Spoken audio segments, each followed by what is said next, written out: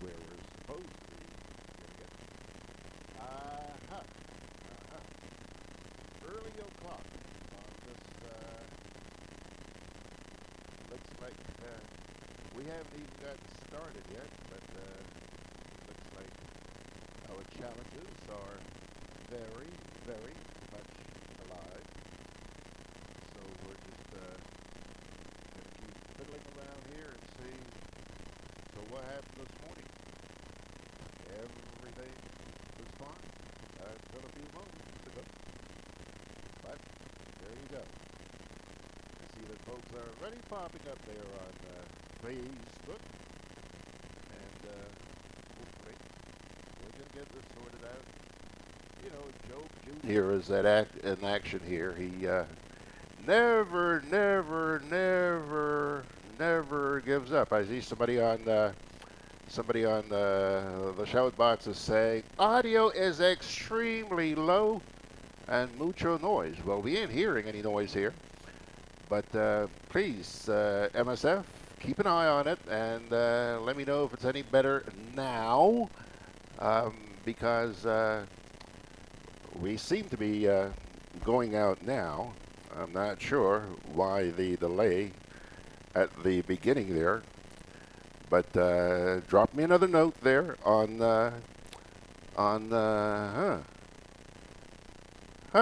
Anthea says it's oh my God. Anthea says it's static on every device. I guess she's referring to the platforms including the other platforms besides Facebook. MSF is now saying, okay, audio is good now, but there is still audio interference. But you know, not only audio interference, but I'm also looking at the stream, and even though the stream started off just fine, it has now begun to buffer. Yeah, well, hey, how surprised are you? How surprised are you? Okay, so everything looks really hunky-dory here. Please keep letting me know whether you're hearing that audio interference, because everything looks just fine here. We're getting the readings that we're supposed to be getting. MSF, are you still hearing that audio interference? I certainly hope not, MSF. Please, make my day. Say, no, George, everything's hunky-dory now. Please, say everything is hunky-dory now, George. MSF, I'm looking at you right in the eye, girl. Let me hear you. Peter Bishop says, good morning, George and class. Okay, MSF says, it's there, but not enough to interfere. Well, it's there, but not enough to interfere. Kind of like a low-grade, a low-grade ache. Girl, let me tell you, it's giving me a high-grade ache because everything is absolutely fine here, fine here, fine here. So, I'll tell you what, since it's just a low-grade ache, MSF, we're going to move along, and please just keep monitoring it and put these little tags on the shout box so actually there's nothing more that I can do because boom, boom, boom, boom, everything's fine here. Anyhow, let's pretend nothing ever happened and say a very good morning to you, my dear friends, around the world on Facebook, on Radio Genre, on TuneIn, on Radio Garden, on Grenada Broadcast, everywhere. Nice of you folks to join us. Now, right off the bat, I'm going to tell you, please don't be surprised. You know that we've been having a whole slew of issues here. In addition to that, you also know that last Sunday morning, I sat here and I told you that a provider had promised me that on Wednesday they would install a new, let's see here. MSF says, okay, Turk says it's fine on TuneIn, so you're good to go. Well, thank you. Thank you. Let me continue. I was told that on Wednesday, a new internet system would be installed here. That's Wednesday of this past week. Okay? They didn't. I was told that they were having some technical difficulties and they would get back to me. They never did. I called on Thursday. I was told they're still having their technical difficulties. Friday, nobody's answering the phone. Nobody's answering the phone. Saturday, nobody installed anything. And well, it's Sunday morning. So Wednesday, Thursday, Friday, Saturday, Sunday, 5 days. Folks, please, pray for me. Pray for me. And pray for this country. I have just about had it. But you know what? We're going to keep on trucking. Not going to stop me. Okay? Get that straight. Now, on this morning's program, boy, let me tell you, we have one scorcher for you. There's a lot of stuff going on here. I wouldn't at all be surprised if we happen to run a little bit overtime. I hope not too much overtime. But it's going to be a good morning. We have got the buzz for you with reading from the Holy Scriptures. And as far as editorials are concerned, you see already there, live video interrupted. Huh? Don't be too surprised, folks. Please don't be too surprised. I warned you. I warned you.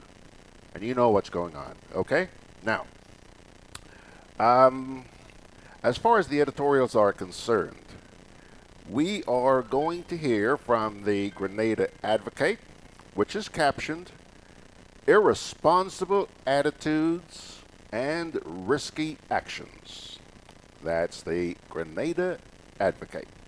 We're also going to hear from the Grenadian Voice, which is captioned, Parents Need Help in Raising Decent Children. Okay? The New Today wraps up the editorial section of today's program, and they are captioned, Ego Trip with the CCJ. All right? Those are your editorials. Now, we are going to break up the rest of the program into two main features. The first one is captioned, Are the Antiguan concerns about the CCJ referendum any different than ours? The reason why I decided to put that in there is because you know that Antigua is also going to be going to the polls on Tuesday. And we haven't really heard an awful lot about what's going on up there in Antigua until a couple of days ago. Somebody sent me a video of a lady who was making a presentation in the run-up to the Antigua referendum. I mean, when I watched and listened to that stuff, I just went, ooh, wow.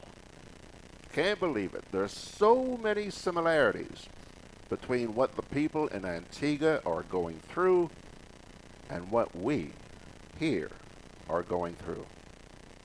So I thought, I really want to share this with the Grenadian people because, you know, when you're in the doldrums, you quite often think you're alone. But I want you to know that we're not alone here in Grenada. We're not the only ones going through this particular trial. There are others going through it as well. And when you do listen, I want you to do so intently. I mean intently. Listen to and absorb everything that is being said. Okay? Subsequent to that video, somebody else sent me another video. Again, it's a presentation that was made by someone in Antigua, at one of their public fora, if you will, leading up to the referendum. Well, partner, that one was even more dynamic. And I thought, you know what? I am going to share these two with you this morning because I just don't want Grenadians to feel that, yeah, I know it's tough, but please rest assured that there are others who are commiserating with you, okay? So we're going to play those two clips as first feature this morning. Feature number 2 is captioned, Crunch Time, do you know what you're voting for or against? Yeah. We are going to have this morning the usual suspects. Who are they? They're the folks from McReChat. Okay? They're on here every Thursday evening, 8 to 10. And I'll tell you their names in just a minute. But I also decided, you know what? Let me try and bring some other voices in here. This being crunch time, just a couple of days before the referendum, I wanted to hear what a number of different people had to say about the vote that's coming up on Tuesday.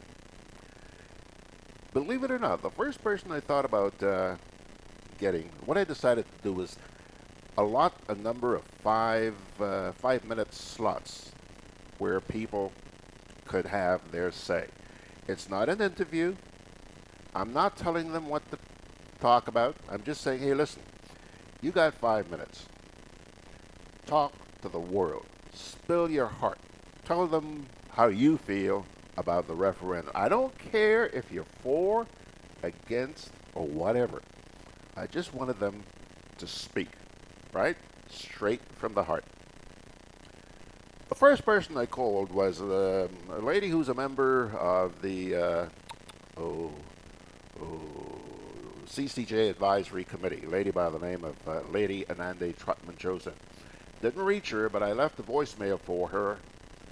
Haven't heard from her since, okay? In the meantime, there's a lady who refers to herself as a silent protester and activist. Her name is Valerie Thompson. No stranger to you folks. Actually, as we speak, she's winging her way to Grenada. I'm not sure if she's going to pop in here later on, but in any case, she took out her little cell phone and recorded a message, a statement, which she wanted me to share with you this morning. Her thoughts about the referendum.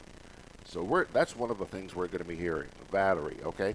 She pulled out her cell phone, didn't send any pictures or video or anything, but actually I got a picture of her, and you're going to hear her audio, you'll hear her speaking, and you'll also see the still picture. So don't look for video. I also contacted a gentleman who has been, one of two gentlemen who've been writing an awful lot about the referendum in the last several months. His name, again, no stranger to you, J.K. Roberts. He is a civil society advocate. And Mr. Roberts came in here a couple of days ago. We sat down out there and recorded his 5-minute piece. Okay? There's also another gentleman whose name is William Joseph. And William is no stranger to you folks. He's a public policy analyst. He came in yesterday and gave us his 5 minutes. All right? We're going to play those two for you today. Not only them. There's a gentleman who is a businessman, very well-known businessman here, and very outspoken when it comes to the CCJ. His name is Andrew Baczynski. Andrew also came in yesterday. Bing. We recorded his 5 minutes. Georgie Porgy is going to play that for you a bit later on this morning. All right? Now, there is also something else that I think you might find interesting. You know, I really have gone out of my way to make sure that I I get comments from those in favor and those against. Okay. And one gentleman I was really, really, really looking forward to hearing from was the President of the Senate, Chester Humphrey. Senator Chester Humphrey. I was able to contact him. He and I were playing tag, but I was able to speak to him eventually yesterday. And I made him the offer, the same offer that I made to Willie, J.K., Valerie, everybody else, Andrew. And he said to me that he was declining the invitation on the grounds that he felt that 5 minutes was insufficient to speak about the CCJ. Okay? Terribly sorry, but that's all I was able to offer. He did extend his appreciation for my invitation, but said that no, he can't do it in 5 minutes. Senator Humphrey always has an awful lot to say. I like listening to the guy, okay? But because of all that's going on this morning and the time constraints, we just weren't able to facilitate more than 5 minutes. So you're not going to be hearing from Senator Humphrey. But thanks a lot, Senator, anyway. Now, I mentioned to you the usual suspects. We're going to have them hook up here. And please keep your pinkies crossed that the internet holds up. Right now it's but hopefully it will hold up well enough so that the usual suspects can join us. Beverly actually is, I understand she's coming in here. She's going to be sitting here with me a little later on. Jerry George is also going to be joining us. Jerry is the host of a program called Face the Facts. Interesting program they did this past weekend. And I'm not sure how he's going to be joining us. I'm not sure if he's in Grenada right now or whether he's going to be joining us online. But anyhow, Jerry's the other person. And the third person, a good friend, Margaret Francis, who is a former journalist. And Margaret is out there in the Big Apple this morning keeping an eye on things. Mags, girl, I hope that things are still going well. I see here no more notes from you on the box or so. Keep your pinkies crossed. I'm keeping my pinkies crossed, okay? So, that's your rundown for this morning. These folks are going to be joining us, the usual suspects. They're going to be joining us, I would imagine, somewhere between 10:30 and 11 o'clock this morning, and we'll go until the end of the program.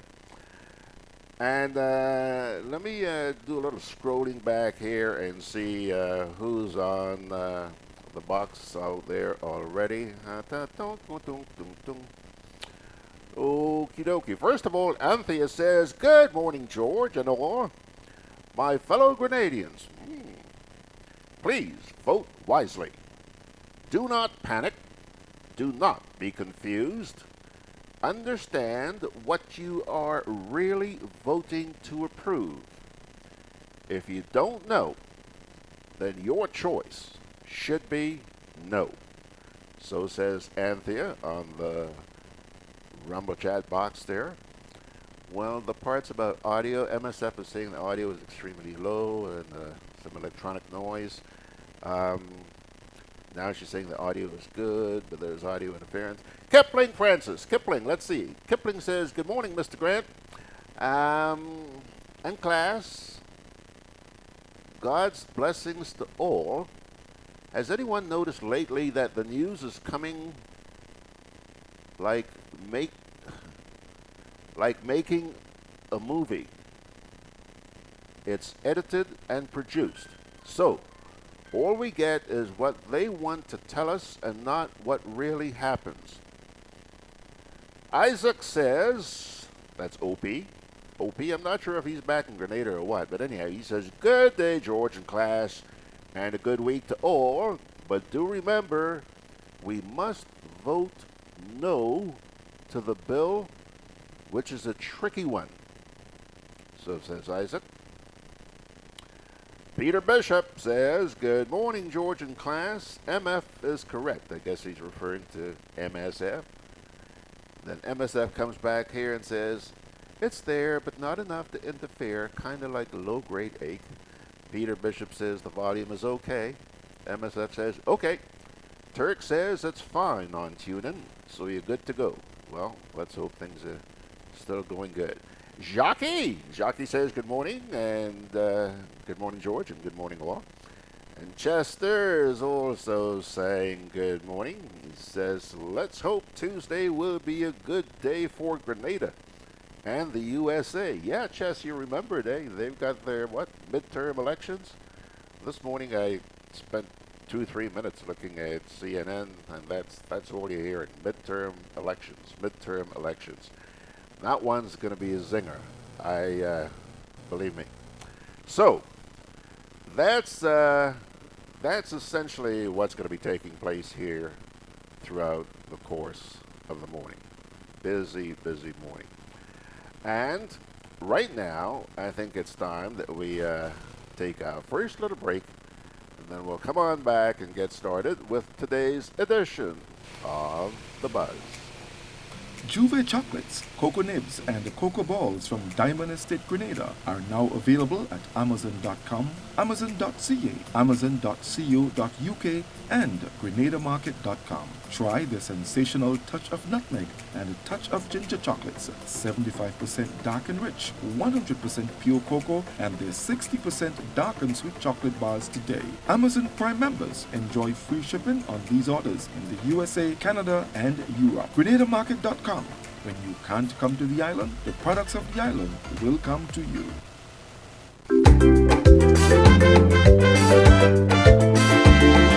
Grenadian General Insurance Company, strength and stability. Grenadian General Insurance Company, tell your friends, tell your family. We cover householders comprehensive, motor and even fire too. Contractors all risk burglary, public liability, professional indemnity, directors liability. And wait, we still have more. Come and find out more what you're waiting for. We are located on Scott Street, St. George's.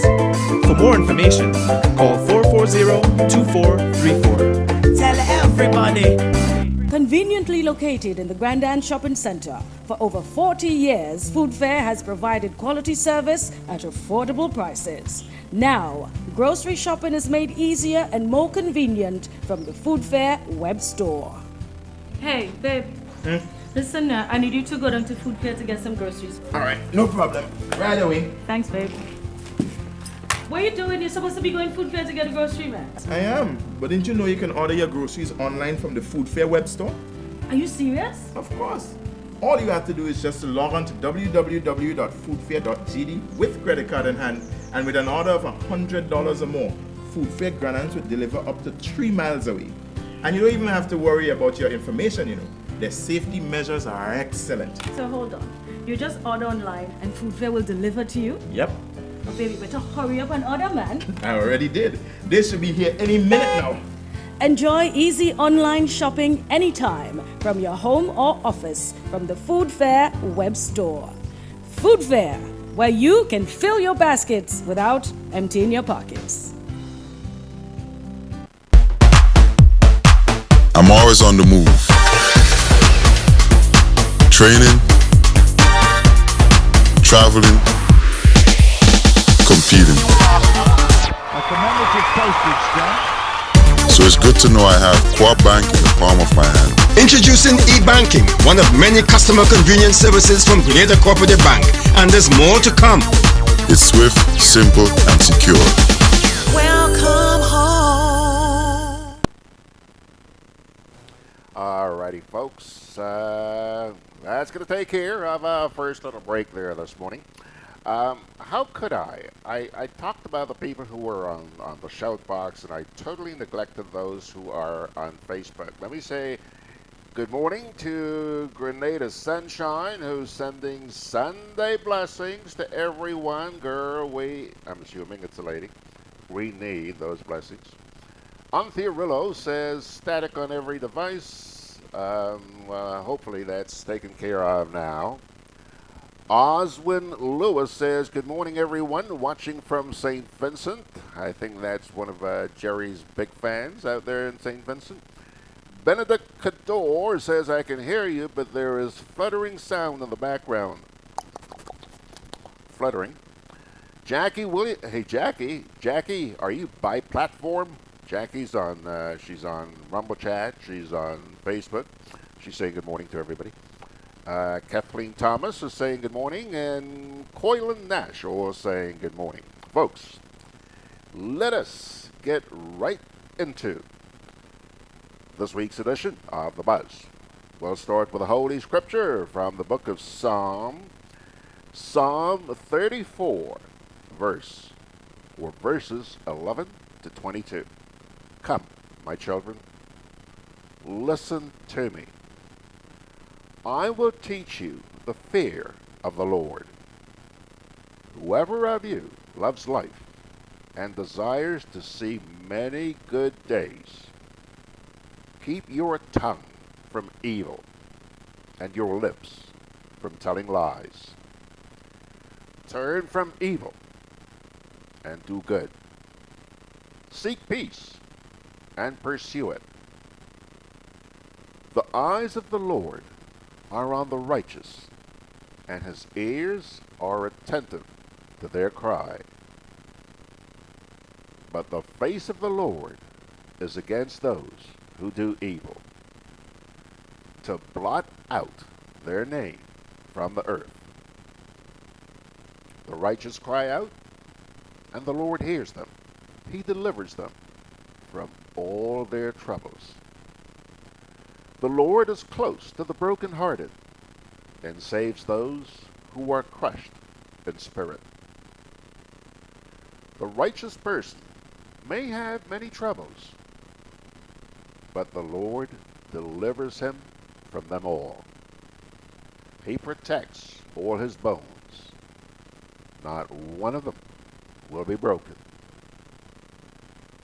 Evil will slay the wicked. The foes of the righteous will be condemned. The Lord will rescue his servants. No one who takes refuge in him will be condemned. Psalm 34, 11 to 22. Okay? Folks, we're going to scoot right along. Fitzroy Adams has just joined us on Facebook. He's saying good morning, folks. And Coylin is saying good morning again. And I'll tell you what, we'll take another little break here. And then we will come on back with the first of our editorials. Spread some cheer and show you care with Grenlex Give-A-Wish promotion. Do you know someone who has had a challenging year and deserves some good fortune, or a worthy cause that needs extra support? Grant them a wish this holiday season with Grenlex. Just pay your bill in full, then write their name, address, and phone number on the top portion of your bill. Add your phone number and drop it into the wish box at any of our Grenlex customer centers, or you can enter online via our Facebook page. 15 customers will receive a $500 electricity voucher for giving a wish to someone who deserves it, and 15 winners will each have their wish granted, valued at up to $1,500. What's more, 230 lucky customers will win $75 electricity vouchers. Spread the cheer this year with Grenlex Give-A-Wish promotion. Visit our website or Facebook page for more information. Terms and conditions apply. Promotion ends December 21st. Can I have a chicken lunch, please? Large. Real nice today. I don't want that. But you just asked for a chicken lunch. I don't have problem with the lunch. Afraid the container. What is the problem with it? These styrofoam containers, they don't good for the environment. They shorten with life. What foolishness you telling me? So what you want me to use? Put my food in this. Where you get that? At the food fair, where you could get all biodegradable food boxes and disposable food supplies like cups, plates, anything you could think about. Name it, it's there. And they don't harm the environment. Food fair, taking the lead in cleaning up and protecting the environment. Like you take me advice, you get in your biodegradable food supplies, Well, girl, I supporting who supporting the environment. That is why I shopping at Food Fair. Food Fair, where you can fill your baskets without emptying your pockets. Products distributed by Hubbard's agency, Kirani James Boulevard.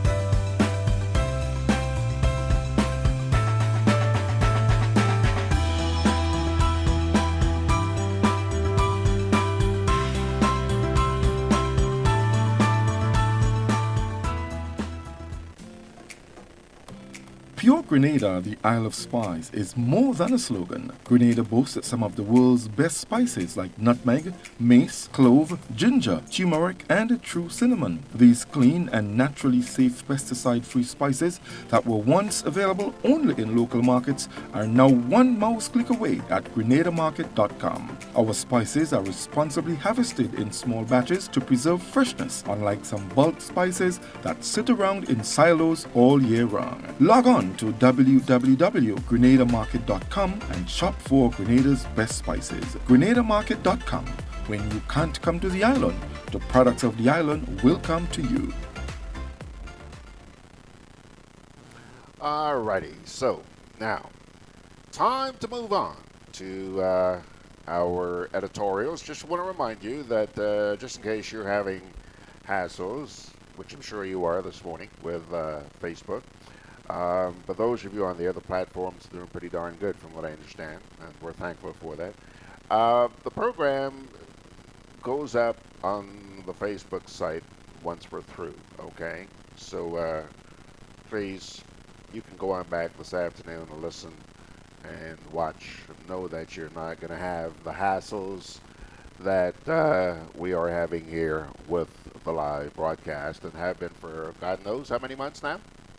Hope you're keeping tags. By the way, like us, share us, please. Now, let's get into the first of our editorials.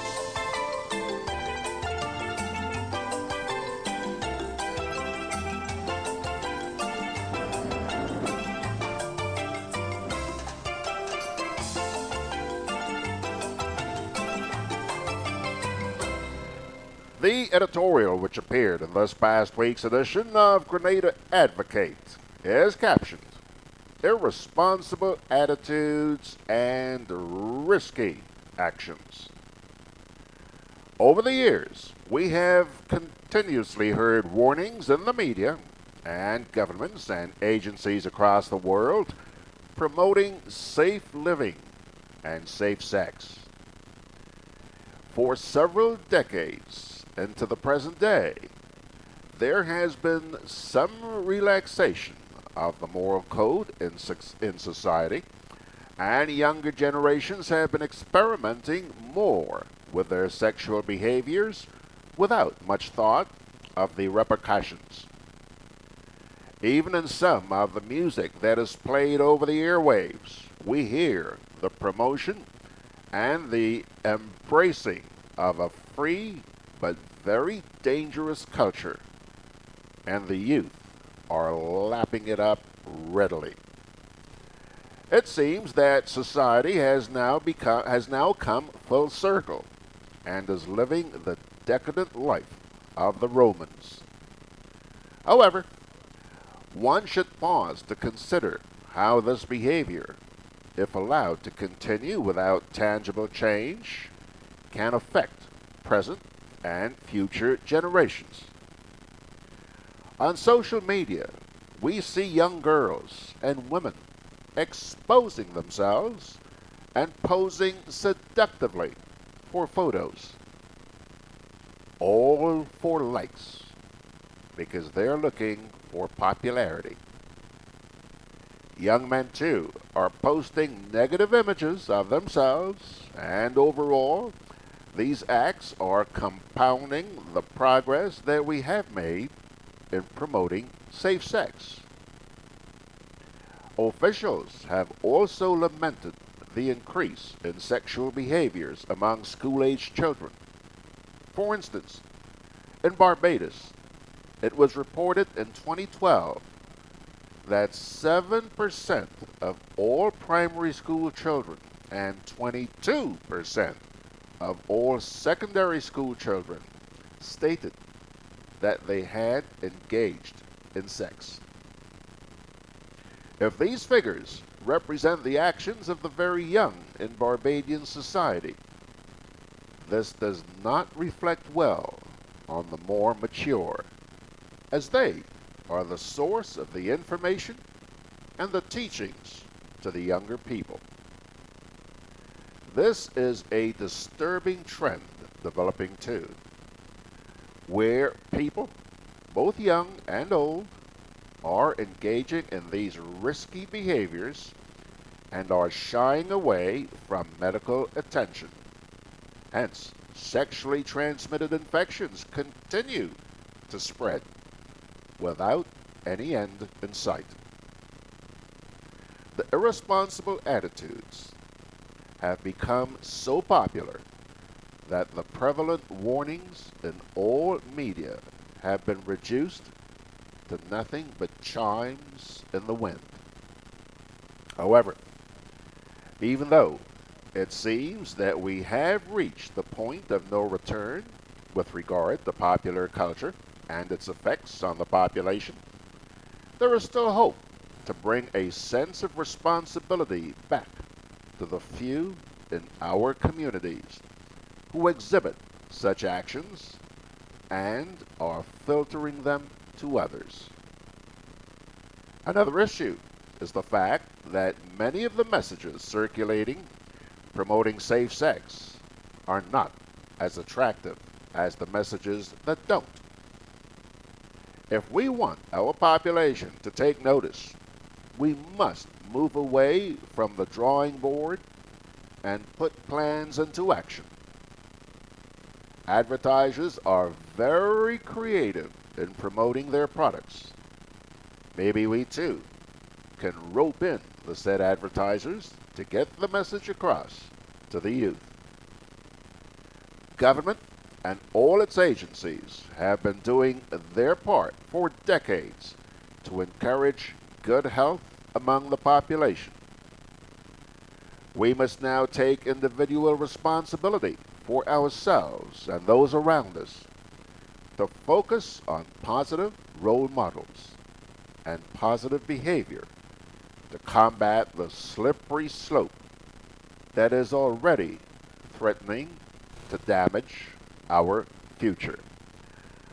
That, Pilgrims, is the editorial which appeared in this past week's edition of the Grenada Advocate.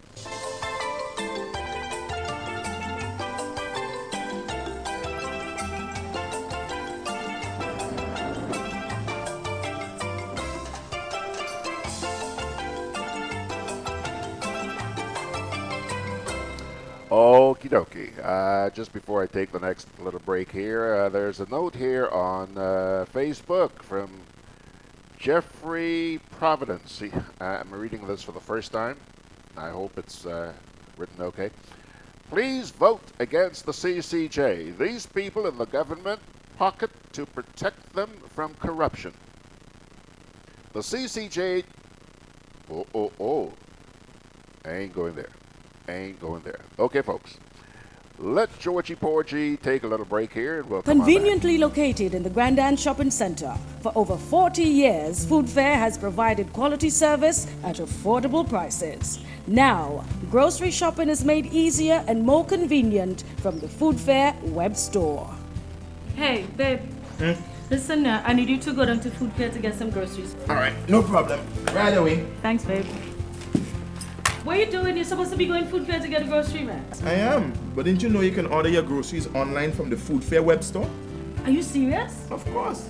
All you have to do is just to log on to www.foodfair.gd with credit card in hand, and with an order of $100 or more, Food Fair Grenadians will deliver up to 3 miles away. And you don't even have to worry about your information, you know. Their safety measures are excellent. So hold on. You just order online and Food Fair will deliver to you? Yep, Oh, baby, better hurry up and order, man. I already did. They should be here any minute now. Enjoy easy online shopping anytime from your home or office from the Food Fair web store. Food Fair, where you can fill your baskets without emptying your pockets.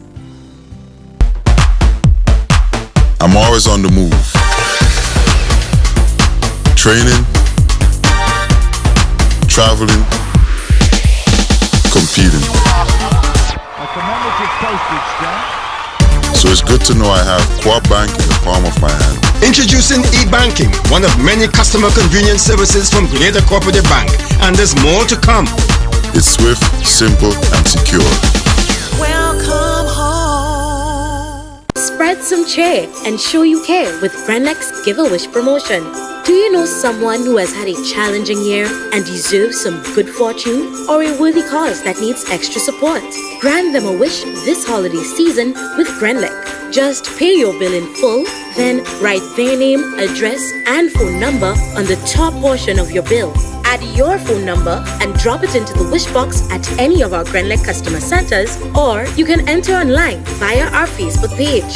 15 customers will receive a $500 electricity voucher for giving a wish to someone who deserves it. And 15 winners will each have their wish granted, valued at up to $1,500.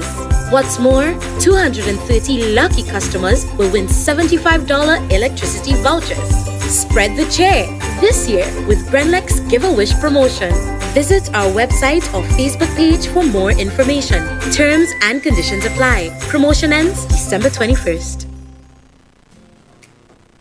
Juve chocolates, cocoa nibs, and cocoa balls from Diamond Estate Grenada are now available at Amazon.com, Amazon.ca, Amazon.co.uk, and GrenadaMarket.com. Try their sensational touch of nutmeg and a touch of ginger chocolates, 75% dark and rich, 100% pure cocoa, and their 60% dark and sweet chocolate bars today. Amazon Prime members enjoy free shipping on these orders in the USA, Canada, and Europe. GrenadaMarket.com. When you can't come to the island, the products of the island will come to you.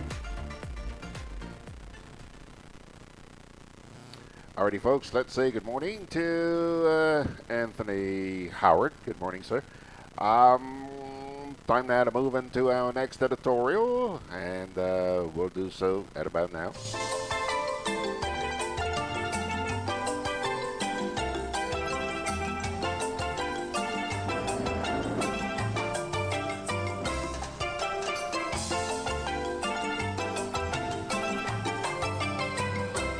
And so, the editorial which appeared in this past week's edition of the Grenadian Voice was captioned, "Parents Need Help in Raising Decent Children." Child Month ended with some very sad news about two young girls, which stirred up a lot of talk. While many Grenadians have the propensity to quickly point fingers, reports clearly point to the fact that parents need help. A caller on a popular radio morning program said that the mother of the girl whose body was recently found was asking people to stop saying bad things about her because she did her best. The mother was visibly very sad as she appeared in the evening news explaining that her daughter had a fight with her sister and left home to visit another sister approximately 1 week ago. The father was also in the news report, which indicated that both parents were part of the young lady's life. What could have gone wrong in that girl's upbringing that she was allowed to go and come as she chose to, and not even letting her parents know where she was? Siblings normally quarrel as they share a common home, but parents should be empowered to stop the situation and to keep it under control. However, it seems that some parents do need help when it comes to raising children properly and giving them a sense of purpose in life. As time goes by and different influences interfere with our culture, there is a shift from the way things were done in the past, which worked well. While there is talk that the 16-year-old girl must have been a troublesome character, if that is true, we all must take the blame for accepting her deviant behavior. This should be a wake-up call for us to examine what we take for granted and sometimes even laugh at. It is clear that character building is no longer important to many young people. Why should a young man pull up his pants when that is accepted by society? What came out of the incident where a young lady was on social media using the foulest language we ever heard from a primary school girl? There are many children who are kept on the straight road by their parents. We see them on television, in Grand Lake debates, reading competitions, and other progressive activities. We see them going to school and church. This newspaper congratulates the many parents who are successful in raising their children in the right way. However, let's not fool ourselves into believing that parenting is a simple job. In the past, when the entire village watched over the children, no child would have gotten away with running away, drinking alcohol, using drugs, stealing, fighting, and boys showing off their bottoms, which, incidentally, is a crime. Children played together and learned how to get along. They even felt comfortable to pitch marbles or ring games outside while their parents went to work. That was the time also when the oldest child was in charge when parents were absent. One of our most admired mothers in Grenada is Mrs. Ursula Antoine. She and her husband were required to be away from home at some point in the day, since they each had leading jobs. Recently, Mrs. Antoine, who was the mother of the governor of the Eastern Caribbean Central Bank, Timothy Antoine, spoke in glowing terms about how she helped to look after her siblings, about how he helped to look after his siblings when the parents were away from home. The parents of Kilrani James should also be held up as shining examples. He was born in an area where violent behavior seems to have been the norm. But from humble beginnings, he rose to become a hero for Grenada. His life story is based on the dream of success, which he achieved through hard work and a positive mindset. Today, the little boy from Gun Battle is sitting in high places, making us all proud. While the government provides programs for young people to develop skills for employment, this should include character building. Young people really need to have a sense of purpose. The construction projects where many are employed will one day come to an end. When that day comes, we should see the young people taking the next positive step. In construction, the workers are paid on Fridays, and this can create a habit of always having money on the weekends. Shouldn't professionals from the credit unions or other financial agencies become part of the Amani program to teach participants to be financially savvy by saving for a rainy day? This might help to alleviate the begging and stealing habits associated with not having a job. There were some stories making the rounds on another young girl who was allegedly raped by a police officer while she was in their care and protection. Where else can her parents get help? The Ministry of Social Services started some classes for parents, but little is heard about that. The parents of old had no classes, yet there is the feeling that they did a good job. They had the help of the community, not social media, which is a worrying issue when it comes to raising children. Social media can be an asset, but there is the dark side to it, since negative and false information can be shared unknowingly to parents.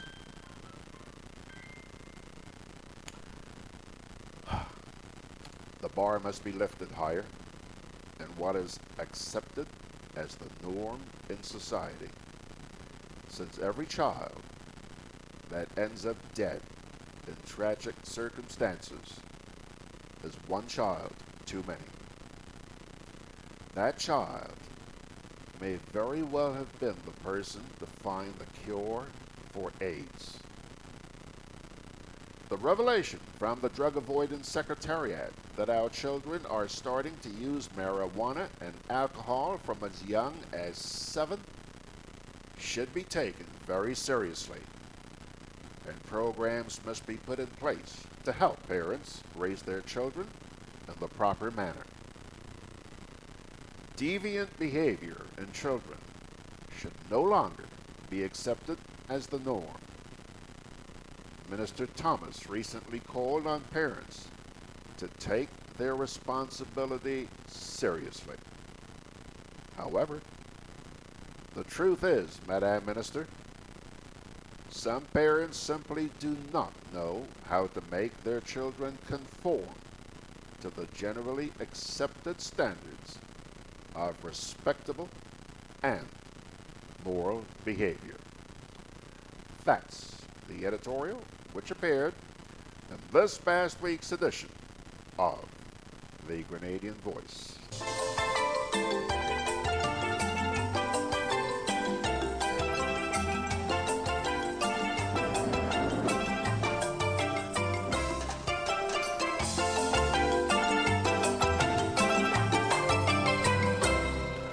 Okie doke, my dear friends. Tell you what, we've got 2 down, 1 to go. Coming up next, the new today. Can I have a chicken lunch, please? Large. Real nice today. I don't want that. But you just asked for a chicken lunch. I don't have problem with the lunch. Afraid the container. What is the problem with it? These styrofoam containers, they don't good for the environment. They shorten with life. What foolishness you telling me? So what you want me to use? Put my food in this. Where you get that?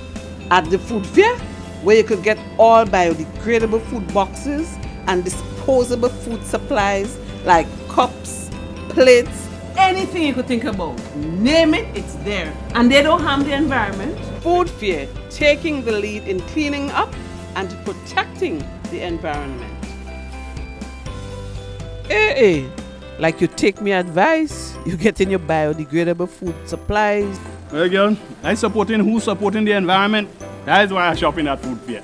Food fair, where you can fill your baskets without emptying your pockets. Products, Distributed by Hubbard's agency, Kirani James Boulevard.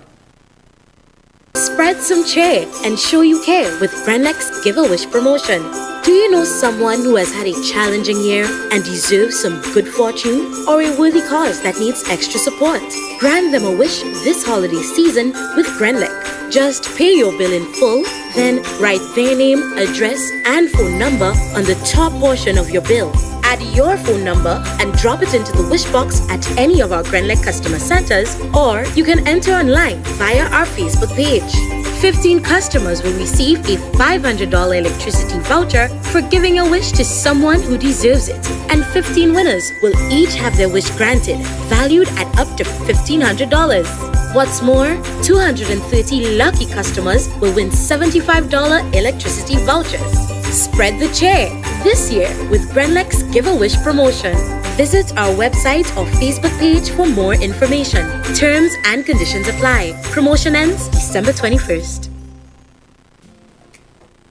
Juve chocolates, cocoa nibs, and cocoa balls from Diamond Estate Grenada are now available at Amazon.com, Amazon.ca, Amazon.co.uk, and GrenadaMarket.com. Try the sensational touch of nutmeg and a touch of ginger chocolates, 75% dark and rich, 100% pure cocoa, and their 60% dark and sweet chocolate bars today. Amazon Prime members enjoy free shipping on these orders in the USA, Canada, and Europe. GrenadaMarket.com. When you can't come to the island, the products of the island will come to you.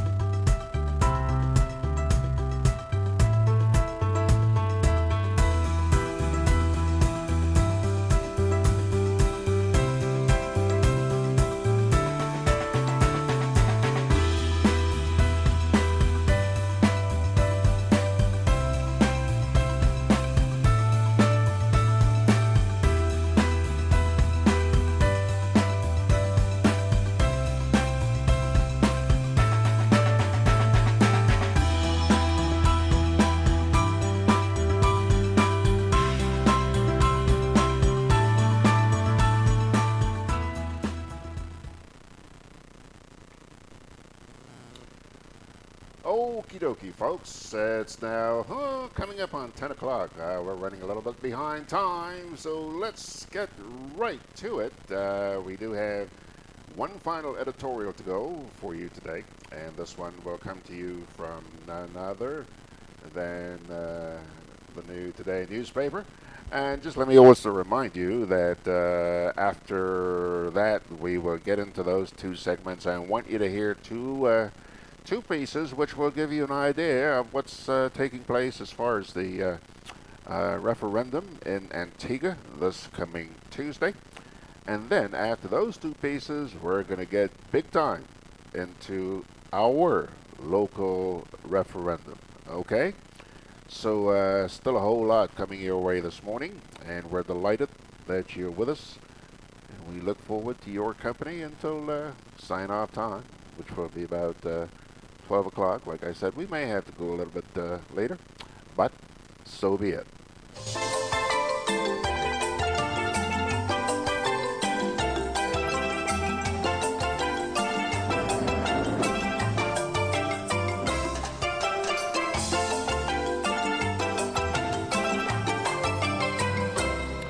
The editorial, Pilgrims, which appeared in this past week's edition of the New Today, was captioned, Ego Trip with CCJ. Arrogance and deceit.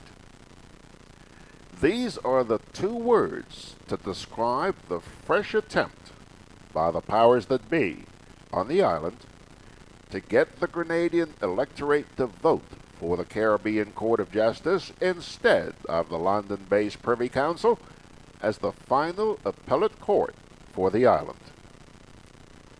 The deceit was manifested up to Sunday at the annual convention of the ruling New National Party, when Foreign Affairs Minister Peter David made some of the most misleading statements by a leading political figure for 2018.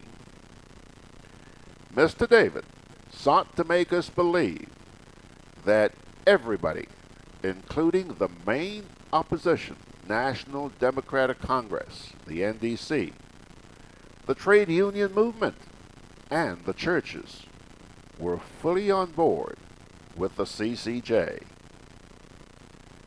The NDC has been making it quite clear in the last 2 to 3 weeks that the electorate should vote no for the CCJ, while outlining the reasons for adopting such a position, including flaws in the CCJ bill as passed by both houses of Parliament.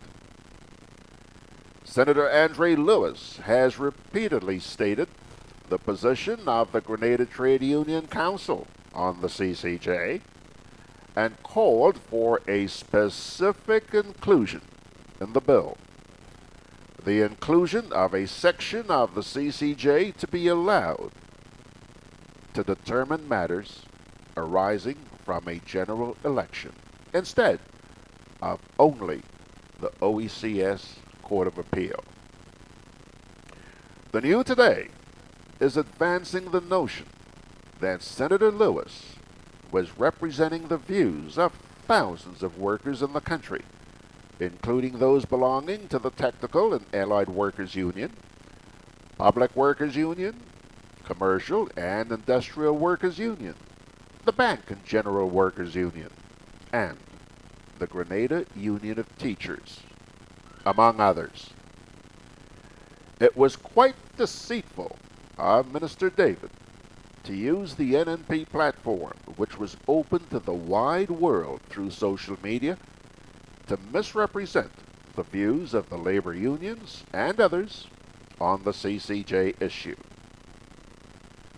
This newspaper is not aware of any position put out by the Conference of Churches of Grenada to urge church members to vote for CCJ.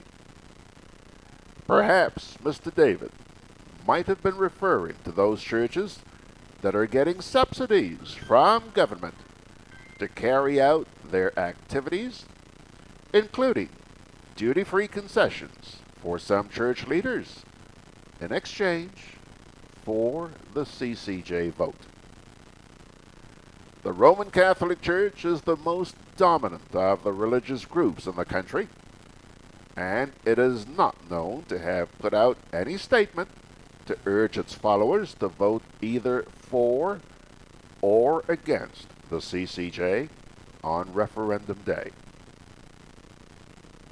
Is Peter David really singing for his supper with the hope of one day pleasing his master sufficiently so that he will eventually hand over the prime ministership of the country to him? The arrogance of the powers that be can be gleaned from the manner in which they are refusing to sit down with persons and groups expressing concerns with the current CCJ bill and engaging in fruitful and meaningful debate on the issue. The posturing of the committee that is led by Acting Attorney General Dr. Lawrence Joseph and includes the likes of Dr. Francis Alexis and Ruggles Ferguson is nothing but take it or leave it, since nothing is wrong with the bill in its present form. The deceit can also be seen through the position being advanced by the Vote Yes platform that matters will be heard more speedily and cheaper for Grenadians by the CCJ as opposed to the Privy Council. The truthfulness of this line was seen at the most recent sitting of the Court of Appeal, when the justices were forced to release from prison a number of persons with appeal matters pending back into the society on bail, due to the extremely long delays in getting transcripts, in some cases outstanding by up to 4 years in the High Court. If these matters cannot be heard in reasonable time by the Court of Appeal, when will the affected parties hope to get justice before the CCJ? The executive branch of the government must first address the serious impediment to justice before coming to the people to vote for the CCJ under the guise that justice will now be more speedily done under the CCJ, as opposed to sticking with the Privy Council. The New Today wishes to remind all concerned that the referendum should not be seen as anything close to what transpired in the March 13th general election, when the NNP, for the second consecutive time, ended up with a clean sweep of all 15 seats at the polls. Former Finance Minister Nazem Burke, who led the NDC into the disastrous elections, has removed himself from the political scene and will not be an issue on referendum day. The reality of the situation is that one of the factors that affected Congress's chances at the poll was that many persons in the country preferred to remain with Dr. Mitchell as the chief for the time being, and did not want to replace them with Burke. The NDC should be telling the powers that be that in light of the two post-election reports from the observant missions of both the Organization of American States and the Caribbean community, that conditional support for the CCJ will only be given as part of the wider agenda for electoral reform, as suggested by these two groupings, of which Grenada is a member. It is quite obvious that the powers that be are pumping millions into the Vote Yes campaign in order to effect constitutional changes. The NNP leaders are banking heavily on winning the vote on Tuesday, largely on the grounds that the NDC is very much divided and in a sorry state of disarray, to galvanize its supporters to heed the call and reject the CCJ bill on Tuesday. Is the CCJ more important for PM Mitchell than addressing the current state of Grenada, the emerging lawless society, a terrible health situation in the country with 2 X-ray machines at Princess Alice Hospital in Maribor and the General Hospital not working, the judicial system in disarray, construction workers in the Dream Project, Silver Sands, being laid off and rotated, and now on the breadline. The New Today is fearful that the only reason why the Prime Minister is continuing to push the CCJ is for his legacy and to massage his huge ego after winning 3 elections 15-0 against his political opponents.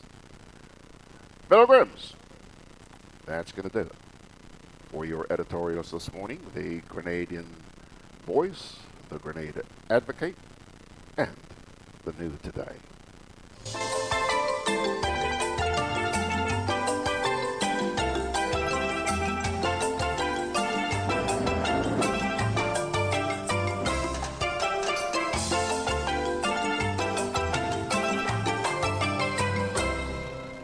Okie doke, folks. Let's take a little break. And now, right after this break, we're going to start getting down to brass tacks. And I mean brass tacks.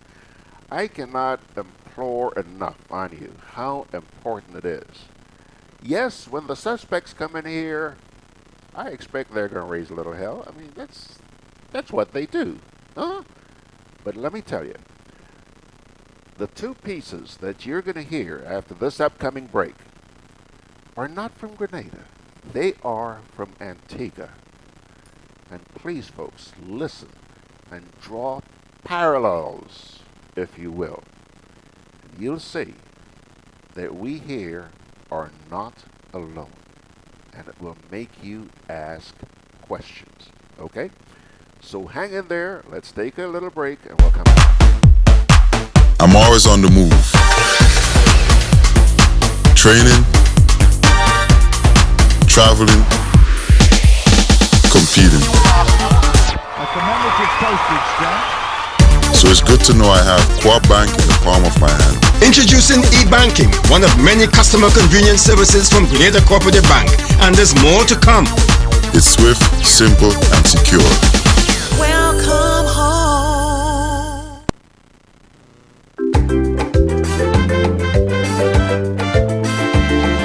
Grenadian General Insurance Company, strength and stability. Grenadian General Insurance Company. Tell your friends, tell your family. We cover householders comprehensive, motor and even fire too. Contractors all risk burglary, public liability, professional indemnity, directors liability, and wait, we still have more. Come and find out more what you're waiting for. We are located on Scott Street, St. George's. For more information, call 440-2434. Tell everybody. Spread some cheer and show you care with Grenlex Give-A-Wish promotion. Do you know someone who has had a challenging year and deserves some good fortune, or a worthy cause that needs extra support? Grant them a wish this holiday season with Grenlex. Just pay your bill in full, then write their name, address, and phone number on the top portion of your bill. Add your phone number and drop it into the wish box at any of our Grenlex customer centers, or you can enter online via our Facebook page. 15 customers will receive a $500 electricity voucher for giving a wish to someone who deserves it. And 15 winners will each have their wish granted, valued at up to $1,500. What's more, 230 lucky customers will win $75 electricity vouchers. Spread the cheer this year with Grenlex Give-A-Wish promotion. Visit our website or Facebook page for more information. Terms and conditions apply. Promotion ends December 21st. Juve chocolates, cocoa nibs, and cocoa balls from Diamond Estate Grenada are now available at Amazon.com, Amazon.ca, Amazon.co.uk, and GrenadaMarket.com. Try their sensational touch of nutmeg and a touch of ginger chocolates, 75% dark and rich, 100% pure cocoa, and their 60% dark and sweet chocolate bars today. Amazon Prime members enjoy free shipping on these orders in the USA, Canada, and Europe. GrenadaMarket.com. When you can't come to the island, the products of the island will come to you. Alrighty, folks, just before I get into the next piece here, there's a note here from Simeon McVeigh. Hello, Mr. McVeigh. He says, George, I'm not sure if I'm the only one experiencing this, but you mean the live. The live is sticking on my end. Simeon, you ain't alone, bro. Ask any of the people. Just put a note there on the box. Ask them. Ask them. They'll tell you what we've been going through. And again, I want to make it clear that we were promised that on Wednesday of this past week, the new internet system was going to be installed here. Today is Sunday. You see them? Can't even reach them by phone. Okay? So, you go figure. Now, with the referendum just days away, I'm not sure how many persons have paid attention to the fact that we are not the only persons going to the polls on Tuesday. In the United States, there's the midterm election, which in itself is quite a brouhaha. And closer to home, there's a similar referendum taking place in Antigua.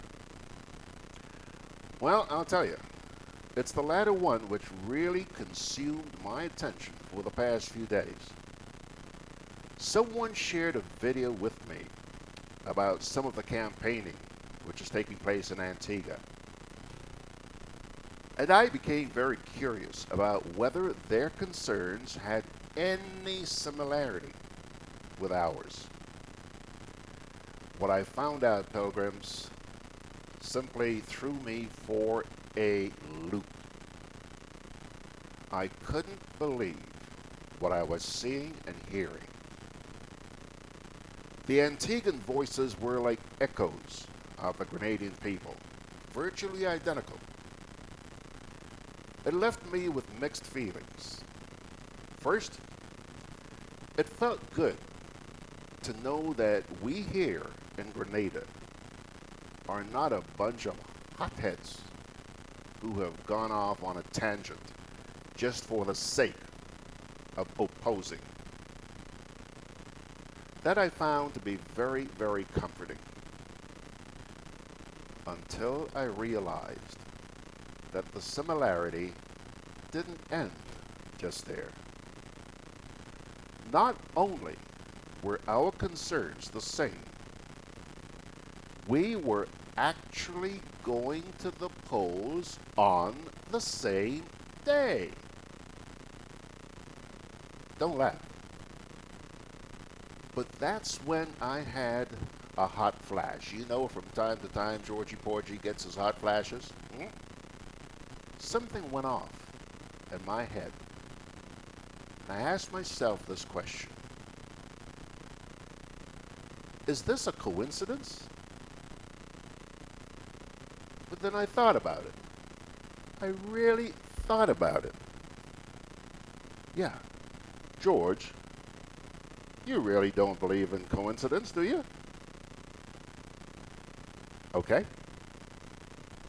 So no coincidence. Then could this all be something that is being orchestrated, choreographed? Same doubts, same fears, same levels of arrogance, same strategy, same concerns, same date. Hey, wait a minute. I don't know what's happening here, do you? One of the things you will hear as you listen to the people of Antigua who have raised concerns, they've raised concerns about the process, just like we have here about our process. And you know what? They're being told that because they do so, they are not patriotic. Haven't you heard that said here as well? Folks, I think I've said enough. And that's the reason why I'm going to ask you to listen, please. Listen carefully to what you're about to hear.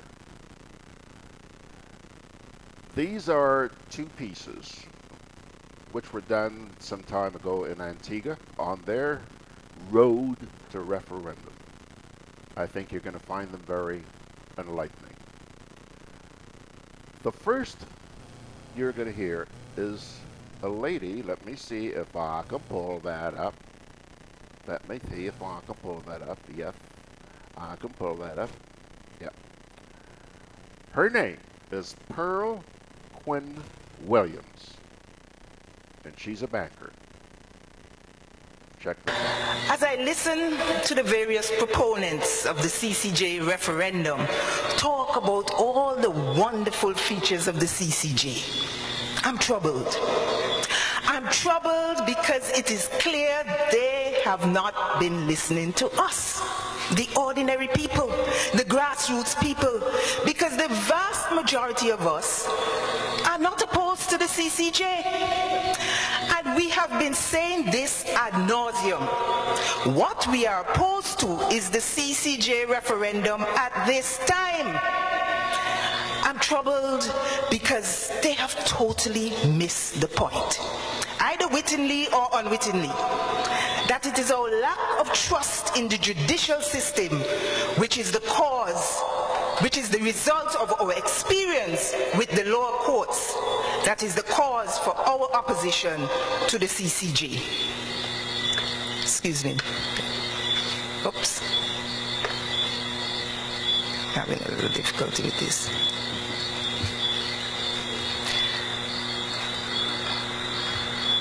Oops. Technology, boy. I tell you, why didn't I get the paper? Why didn't I get the paper? Technology. Oh my goodness. Nokia would have been working well. And I was one of those who had a Nokia. I still have one actually. It's still good, yes, and it's dropped 1,000,000 times and nothing has happened to it. But technology is a hell of a thing. So, integrity is the foundation of any judicial system.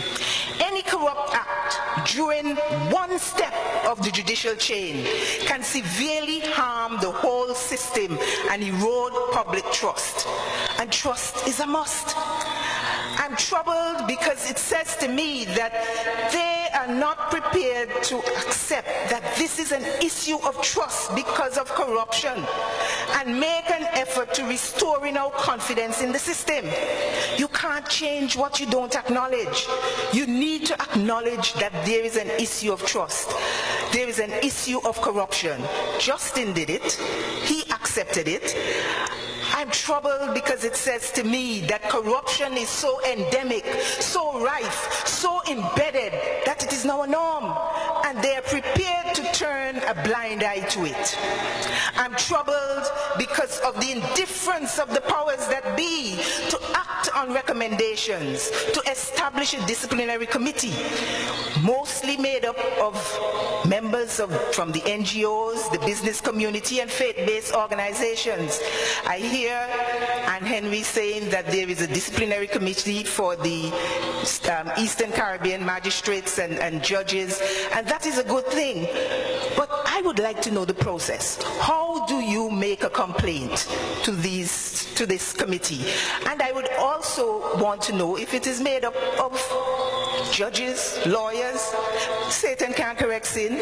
We need to have people there who are from civic society, NGOs. We cannot have judges and lawyers disciplining their own. I remember once I went to a lawyer asking on behalf of somebody else to sue another lawyer, and they tell me, no, they can't do that, they can't do that. So they have a reluctance to discipline in their own. I'm troubled because there are no consequences to pay for corrupt acts perpetrated by members of the legal fraternity. And while I agree that the tentacles of corruption have not yet touched the CCJ, it is still relatively new. The shine is not yet off, and it will only be a matter of time before the clammy tentacles of corruption grasp it, and we will not be able to stop it then. Now is the time to take serious steps to stamp out corruption in the lower courts so that members of the legal fraternity do not feel that they can engage in corrupt acts with impunity. The proponents talk about the lower costs, high competence of the jurists, freedom from mental slavery, independence from our colonial slave masters, pride and confidence in having our own judges, it being independently funded. And I agree with all these great arguments, but they're peripheral arguments. And the greatest of all arguments is integrity. And integrity can't be at the top, the apex court only. I cast no aspersions on the CCJ as a standalone entity. This is not an indictment of the CCJ, but the CCJ or the Privy Council do do not stand alone. Any apex court is a part of the judicial system. You cannot extricate the apex court from the judicial system because one does not have the choice to go straight to the apex court. We must go through the lower courts first. Our experience is with the lower courts, and we will vote based on our experience. I did a survey of 50 persons and asked them if they would vote for the CCJ, and if not, why not? 96%, 48 persons said they would vote no, because the court system here is too corrupt, and they didn't trust them. Now, this is no scientific poll. I'm no Peter Wickham. So nobody, I don't want to hear anybody on the radio saying, oh, she didn't do a scientific poll. I just wanted to gauge the pulse of the people to see how they were thinking. We all know of unscrupulous lawyers, unethical judges, magistrates who have perverted the course of justice, blatant conflict of interest situations, malicious prosecution, political prosecution, huge disparities in bail terms that appears to be dependent on who is the accused, disappearance of case files, case being dismissed for spurious reasons. Then when we look at the judgments handed down by the local and regional courts, which appear clearly tainted with bias, the numerous examples of corrupt acts are well documented, and the actors are all well known. Now, this is not to say that we don't have lawyers and judges who operate at a high level of integrity, but from my experience, they're the exceptions. Our history is replete with examples of corruption in the lower courts levels that undermine our trust in the judicial system. And some of these are the same lawyers, magistrates, and judges that may eventually sit on the CCJ. It is said a good indicator of future behavior is past behavior. I am troubled when we look at the administrative nightmare that exists in the lower courts, the backlog of cases, persons waiting on remand for years for cases to be called, the governments of the OECS, or the Eastern Caribbean Supreme Court in excess of $20 million. And according to Chief Justice Dame Janice Pereira, people are denied access to justice because transcripts of court cases cannot be produced. She said, access to justice is not calibrated from the top down, but from the bottom up. The bottom, the lower courts, need to be fixed before we can move to having the CCJ as our apex court. I'm troubled because clearly the proponents have it upside down. The powers that be, with likely sinister ulterior motives, have decided that it is more important to switch from the Privy Council instead of fixing our lower courts, which serves the masses of the people. I am thinking, perhaps it's the Barbuda land and airport legal saga that is motivating this push for the referendum at this time. Think on these things, my brothers and sisters. Think on these things. Even as we talk about trust, I look at this statement taken from the CCJ website, which reads, in order to preempt this eventuality and fund the Court of Justice into perpetuity, a trust fund of US $100 million has been established. In perpetuity, that's forever. A few days ago, we heard Dr. Lewis, chairman of the CCJ Trust Fund Board, say that the fund was never intended to last into perpetuity. The fund would eventually need to be topped up. I believe Dr. Lewis, and I believe that the statement on the website was deliberately intended to mislead the public in order to gain our trust. And in my mind, it speaks to integrity. This only supports our argument of distrust. But the truth will out. The truth will out. The CCJ referendum proponents have tried to diminish the argument of lack of distance of the CCJ from the political directorate. But there is no disputing this fact. All these judges, lawyers, and politicians know each other, and in some cases are related. I ask the question, why would the Honorable Justice Adrian Saunders, in his very long biography, never mention that he was once a politician and was once in the same party, the UPM at the time as Ralph Gonsalves until they had a breakaway. Why would he not tell us that he ran as a candidate in an election? In the interest of full disclosure, I felt that it was an important fact that should have been mentioned. I suppose they wanted to keep it a secret, so that the arguments about the closeness of the CCJ judges to the politicians would not be bolstered. Only when this was outed on Observer Radio did he mention it on another radio station. Why the secrecy? Again, this speaks to integrity. Let's look at the argument of lower cost, making it more affordable and accessible to the ordinary man, they say. I agree the cost will be lower, but will it really be more affordable? You see, a large majority of the cost is the local attorney's fees. So let's look at the legal fees for cases at the lower courts.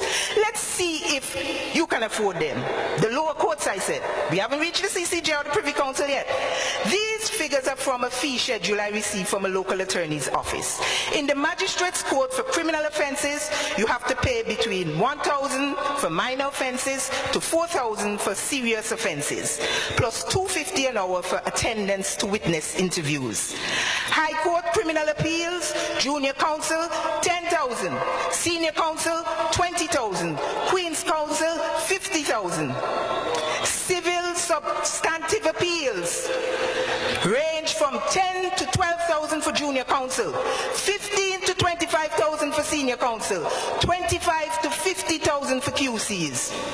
And guess what? Close your mouth. Don't look shocked. These are minimum fees. There is no maximum, so the lawyers can charge as much as they want. How many of us here can afford these fees? I certainly can't afford them. For something to be more affordable, it means you must first be able to afford it in the first place. The average person cannot afford legal costs in the lower courts, much less the CCJ or the Privy Council. Which is more affordable, a Ferrari or a Lamborghini? If you can't afford any, the answer is neither. I hear the referendum proponents talk about the CCJ's indigent program. But the Privy Council does that too, although not as frequently. When the Honorable Justice Saunders was asked how much was the cost to go to the CCJ, he said, beside the $60 US, as much as your lawyer charges. So it's the lawyer's fees that are prohibiting persons from taking matters even to the lower courts. If some of the proponents who are lawyers really had the average man's interest at heart, they would be more magnanimous and lower their fees or do cases pro bono. So I'm not fooled by their argument about affordability to the ordinary man. This is not about us, the grassroots people. This is about them. They have skin in the game. They have ulterior motives. Additionally, the Privy Council is now doing video link cases. A case was argued in November 2nd, 2017 by video link from Port of Spain. And on November 25th, the British law lords deliver a written judgment in favor of the fishermen and friends of the sea against the Minister of Planning, Housing and the Environment. But the proponents won't tell you this. Another big talking point for the proponents is that we have paid for a court we are not using. We are using the court in its original jurisdiction, which deals with regional disputes. They say the apex court should be responsible for fixing the lower courts. So why hasn't the Privy Council helped to fix our lower courts after all these years? It is the responsibility of all governments to fund the courts in their territories. So the national budget should include monies for all the courts. Why should the Privy Council take up British taxpayers' monies to help our lower courts? We don't pay any money to use the Privy Council as the final appellate court. On the other hand, we have paid CCJ US $2.9 million. They rightfully should be helping to fix the lower courts. So the CCJ is not doing us any favor in helping to fix the lower courts. We paid for it already, and we'll likely have to pay again in the future when the CCJ needs to be topped up, when more countries sign on in the appellate jurisdiction, as indicated by Dr. Lewis. As I previously suggested, perhaps the lower courts need a trust fund to fund the day-to-day operations, just like the CCJ. Folks, I agree with all the noble arguments about our independence, about getting rid of another vestige of colonialism, about pride in having our own competent judges, about doing this for our children who may aspire to be one of the judges on the CCJ bench. My niece is a brilliant young lawyer who aspires to be a judge in the CCJ bench one day, and I believe she can. But none of these can take precedence to us having confidence in the judicial system, which is about fairness and justice. So what value is it having your own court if you get a perverse judgment and you end up in jail? What will you say? Oh, that's okay. It's my own judge who put me here. Weigh these arguments, my friends. You will find that they are highly overrated. I am not anti-CCJ.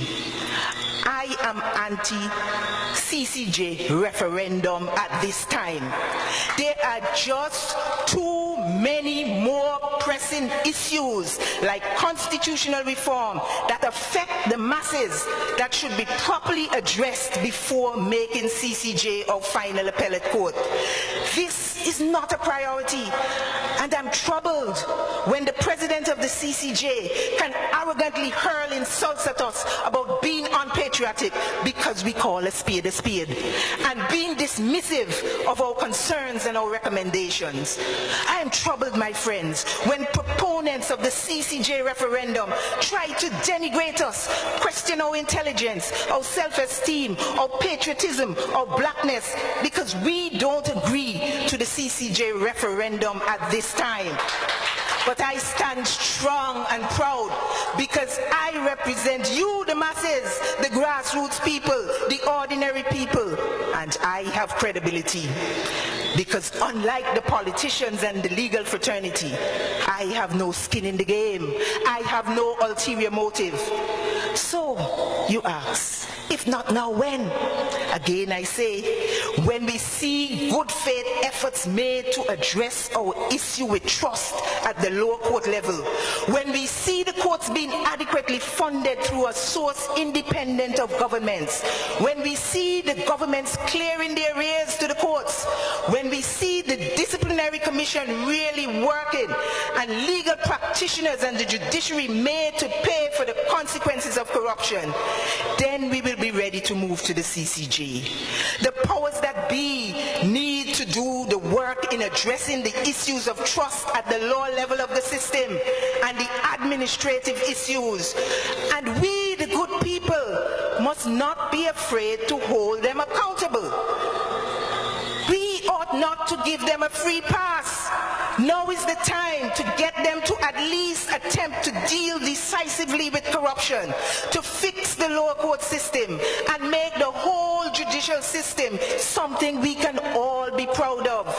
We want the same things, my friends, to have the CCJ as our final appellate court. Just not now. Let's get this right from the bottom to the top. Let's do right by the masses. Do the work, then come back to us in a couple of years. And once we see good faith attempts made to clean up the lower court system, we would be happy to vote for the CCJ. Until then, my vote is still no. Thank you very much.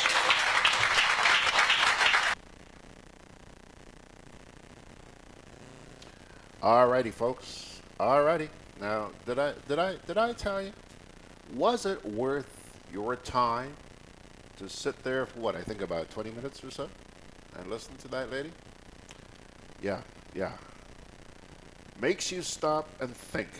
Really, really makes you stop and think. Also gives you a good feeling that you're not alone. There's more where that came from. There's a gentleman whom I also I don't know if it was at the same function, but I also want you to hear what he had to say, because you thought this lady was dynamic. Wait until you hear this guy. We'll get to him after. Spread some cheer and show you care with Grenlex Give-A-Wish promotion.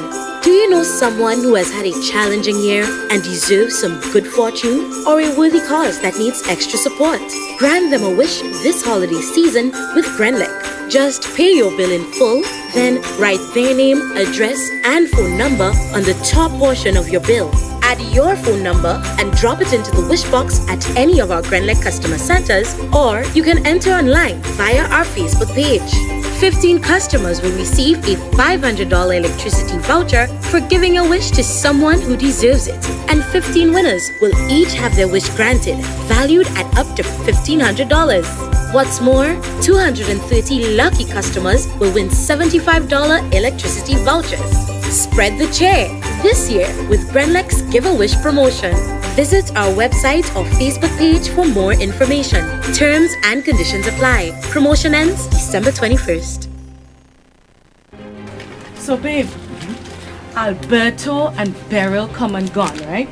So that means we still have Chris, Debbie, Florence, Michael, Patty, Sarah. From the looks of it, Tony and Valerie might be coming as well. So we need to pick up some extra hurricane supplies. You don't know how many hurricanes will be coming this season, so you need to be prepared. At Hubbard's Hardware and Building Supply Departments and the Food Fair supermarkets, everything from canned foods, flashlights and batteries, to plywood, tarpaulin, lanterns, roof repair kits, water tanks, etc. are available. For over 90 years, we've helped you prepare for and recover from storms. Hubbard's is an integral part of your hurricane preparedness plan. Get discounts when using credit and debit cards.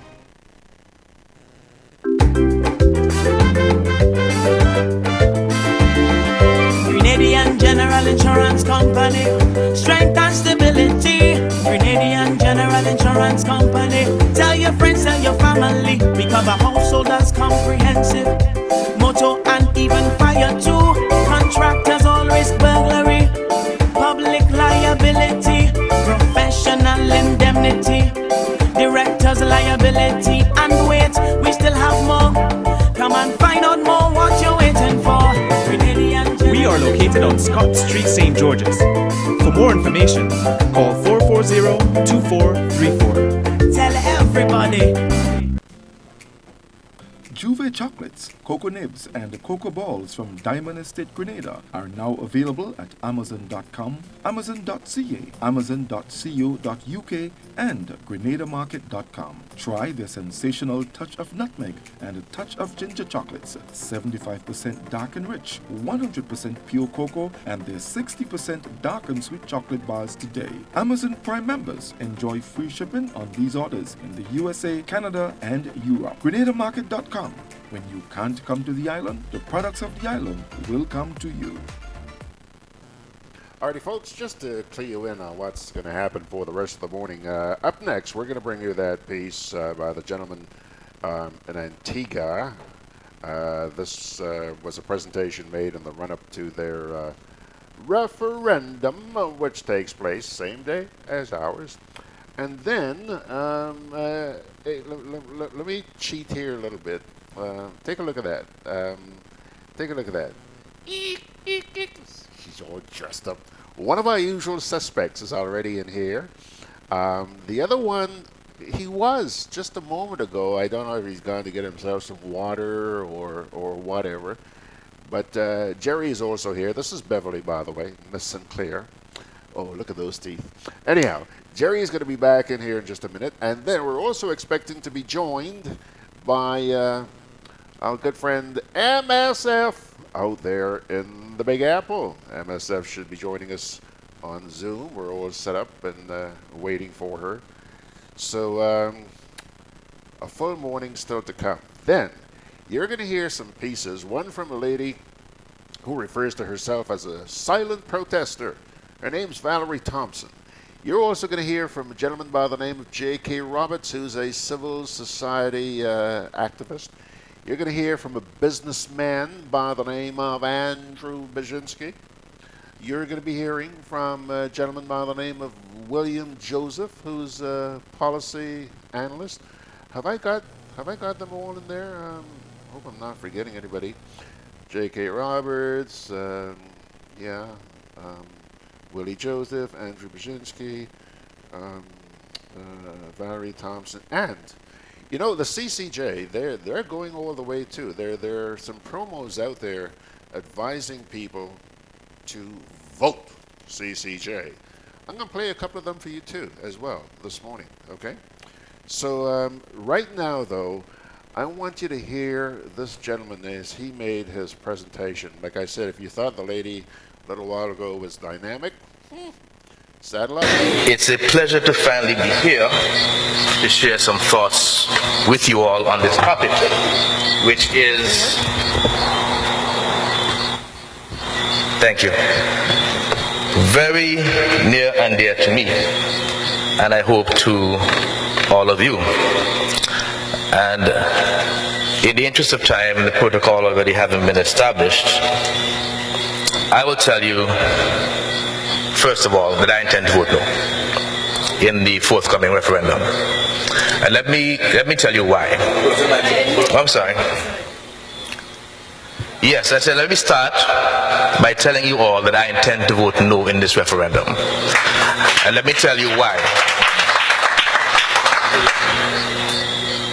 My grandmother, God bless her soul, told me when I was about 9 years old, do the most good for the most people.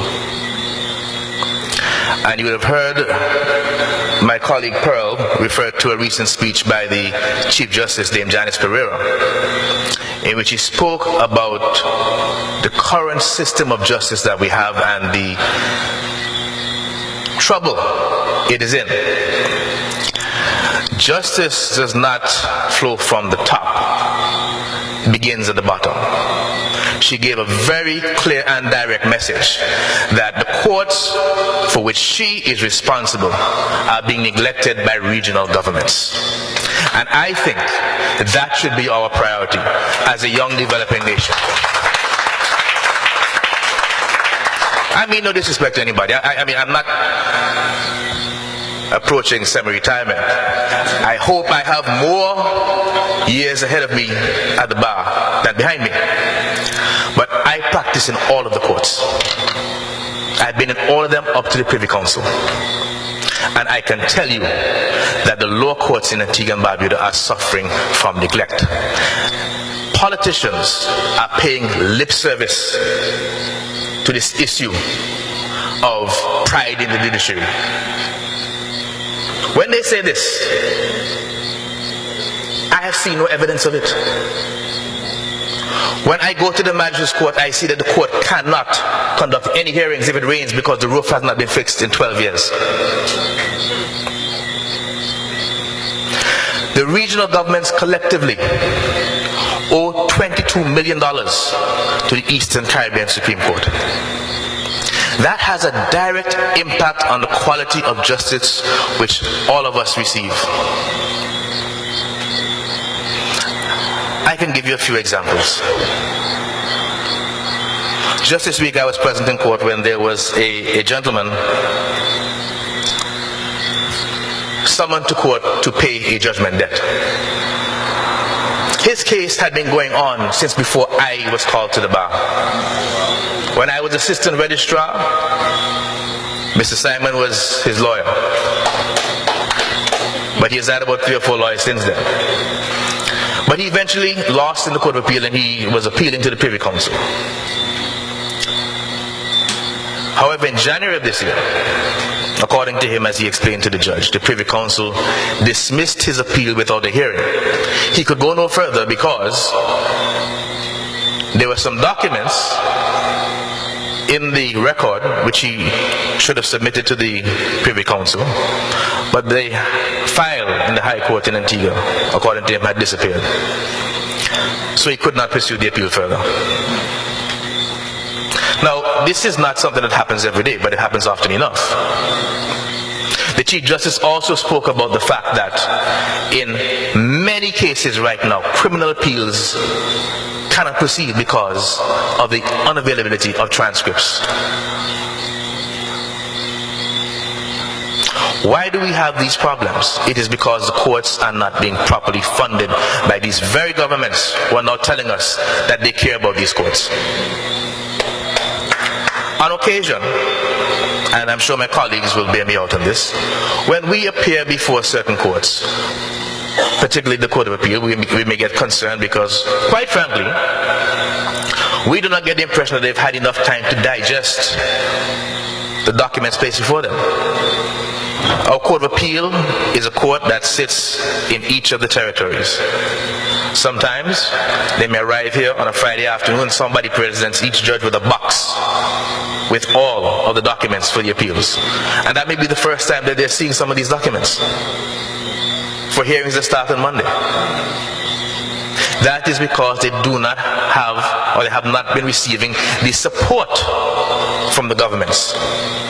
And our Chief Justice, as a matter of fact, successive Chief Justices, have to come to the governments cap in hand and beg them to honor their obligations and support the court.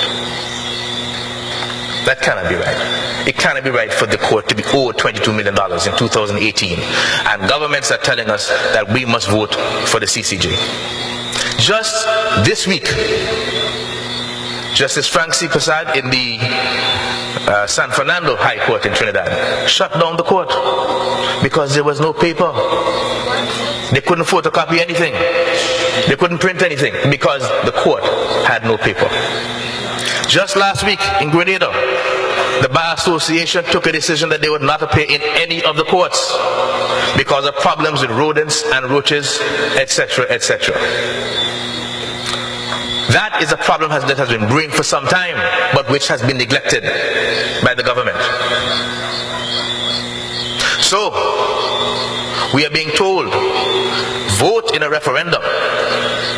Vote for the CCJ. If you don't vote for the CCJ, you're not patriotic. You don't love your country. And yet, glaring problems are in front of us in our legal system. And nobody in the government is talking about it. That cannot be right. Now, I've deviated somewhat from what I planned to open with, but let me say a few things. Let me say a few things. I do not want anybody to get the impression that our justice system is corrupt and rotten to the bone. That has not been my experience. We have many fine judges, but they are overworked and they don't have adequate resources. It is a fact that politicians do attempt to exert influence on these judges. As a matter of fact, our Chief Justice, in one of her speeches at the opening of the law year, I think it was 2 years ago, indicated quite openly that people would be surprised at where some of this interference was coming from. That's coming from the Chief Justice. She would know. So don't let anybody tell you that there are no attempts to interfere with or influence the judiciary. As a matter of fact, I think in a recent forum, my sister Pearl gave some concrete examples right here in Antigua. So I also wish to highlight that this danger of political interference is something that we need to be very careful about. I'm a bit of a news junkie, so I watch the American news and I see what's happening in America with the U.S. Supreme Court and the nomination of Justice Kavanaugh. And it's a farce, a pantomime. It's sad and it's funny at the same time. Now, as much as I might cry or laugh at it, when you look at the process for appointment of judges, for instance, if Anne Henry QC, Justin Salmon QC were to be appointed as a judge, no politician would have any say in that. None whatsoever. And that's a good thing. However, as Ms. Henry QC pointed out, if a vacancy arises in the office of the Chief Justice, all of the heads of government must agree. And unfortunately, politicians being politicians, politics enters into it. We had a recent situation many years ago, I shouldn't say recent, but many years ago, when Justice Brian Allen was appointed to act as Chief Justice. He had the support of the bar and the bench to become the substantive Chief Justice, but he had made many unfavorable rulings against the government in Grenada.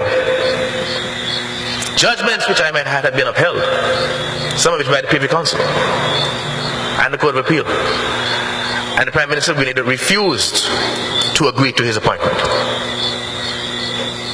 That could not be right. That could not be right. You can hear me now? Okay, good. Now, in relation to the CCJ, I have a fundamental problem with politicians having any say in who is the president.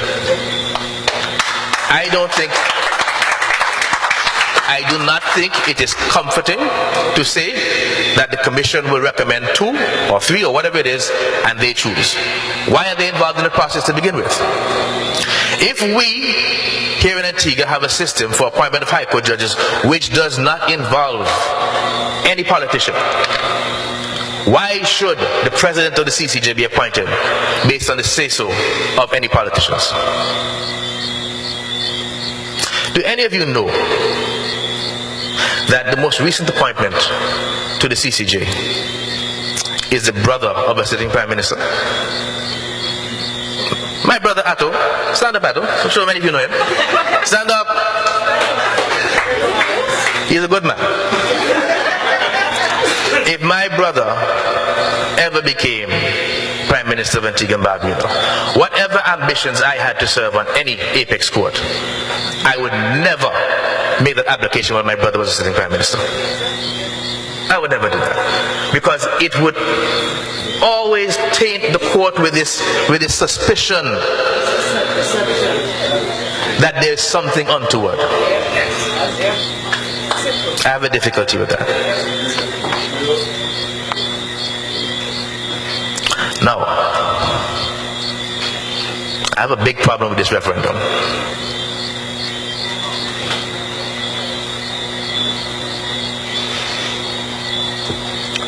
We've heard about the Brexit referendum.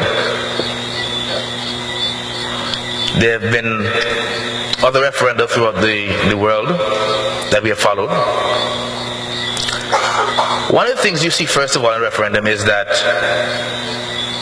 there is a threshold of vote turnout that has to be reached before the results are deemed valid. So you may have a country that says, well, for this referendum to be valid, you must have a 40% turnout at the polls, or 50% turnout. We don't have that. So that means that 5,000 people could turn out for this referendum. And if the majority of them, or if 66% of them, vote for the CCJ, then we have the intolerable situation where a minority has determined the fate of the majority. So the first problem I have with that is that I'm going to say to all of you, go out and vote. I consider myself a disenchanted voter. I had allowed my voter registration to lapse. But once I heard that this referendum was on, I went and registered. And I urge those of you who have registered to actually go out and vote on that day. This is way too important to stay at home. Thank you. Now, it appears to me that this referendum, the campaign, the Yes campaign, has been funded, subsidized out of public funds. Because for 2 years now, we have heard nothing but yes coming from state media. I heard the Honorable Prime Minister say that there's funding available for any person or body who wants to get funds to run a no campaign. Y'all know how that goes. When you call Ms. Gittins at the treasury, you can say, no money there.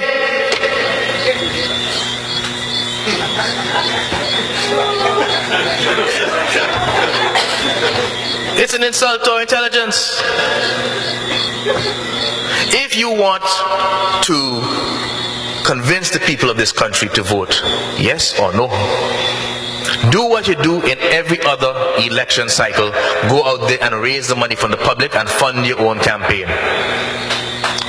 What we should have been having from the government was education, information that would allow people to make an informed choice on the day of the referendum. I think some of the organizers are now making an effort to include more of us in the discussion. But we're now 2 months from a referendum. 1 month, sorry, yes. Basically. So what impact might that have? Something to think about. Now, that was a little digression, but I needed to I needed to say it. But let me tell you, the fundamental problem I think that faces this country in this forthcoming referendum is that confidence in the judicial system is low. It has a low favorability rating. Now,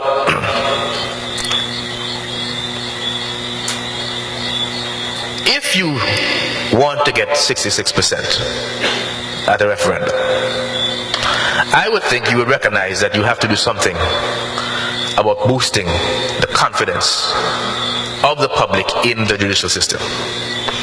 And I think that would start with having a long public education campaign about the judiciary on the whole, and the CCJ and the Privy Council in particular. Just one little footnote here. The up-to-date information is that the Privy Council has said that they will be with us for as long as we want them.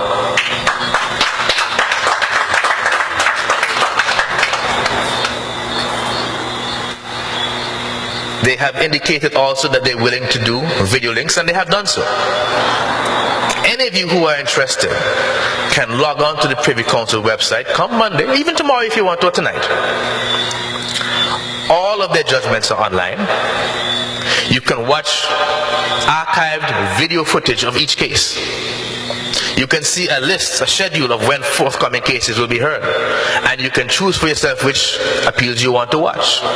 For my own edification, I do that quite frequently. It requires waking up at 2 o'clock in the morning, but that's a sacrifice those of us in this profession have to make sometimes.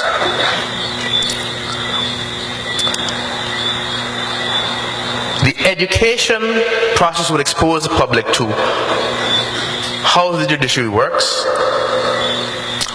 As Anne Henry QC explained, what is the disciplinary process, so that people's expectations can be managed.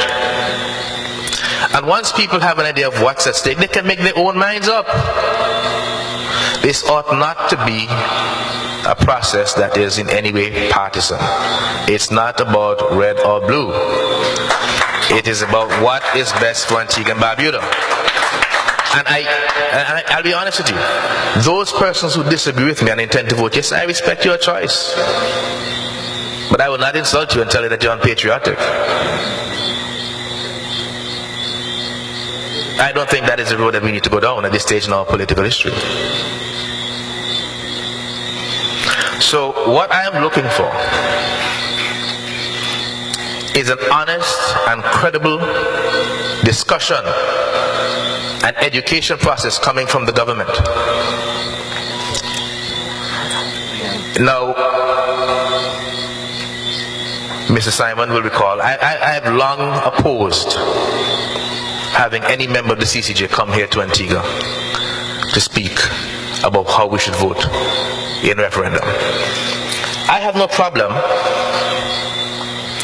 with a member of the CCJ coming to Antigua if they come in January and they funded and hosted their own event to educate the people about the court. It is not appropriate, in my view, for a sitting judge to participate in a public political discussion. Let me explain. Let us suppose that I decided to be a troublemaker and I decided to go to court and say I want to get an injunction to stop this referendum. I lose. The referendum goes ahead and the country chooses the CCJ. I then appeal. I go to the Court of Appeal.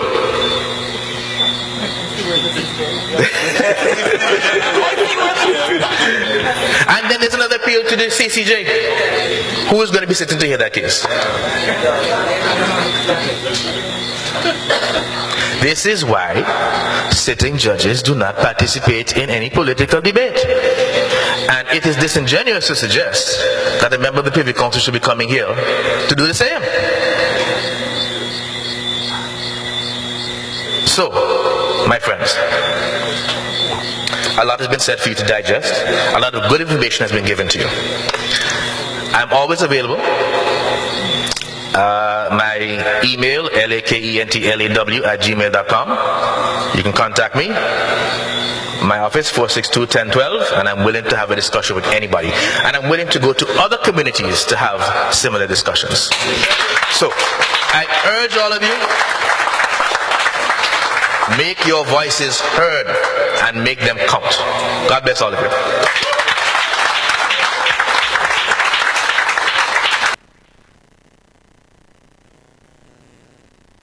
Make your voices heard, and God bless all of you. Folks, that gentleman, by the way, is an attorney. I'll tell you, I am so glad that you had the opportunity to watch that, and I'm assuming that it might have been a little bit difficult for those of you watching it on Facebook because of the internet problems, but please remember, you can go on back. I would say maybe starting about an hour. It's going to take a long time because of the internet hassles this morning. Long time to get this thing up on Facebook, but it's also going to be up on YouTube later on today as well. Okay, now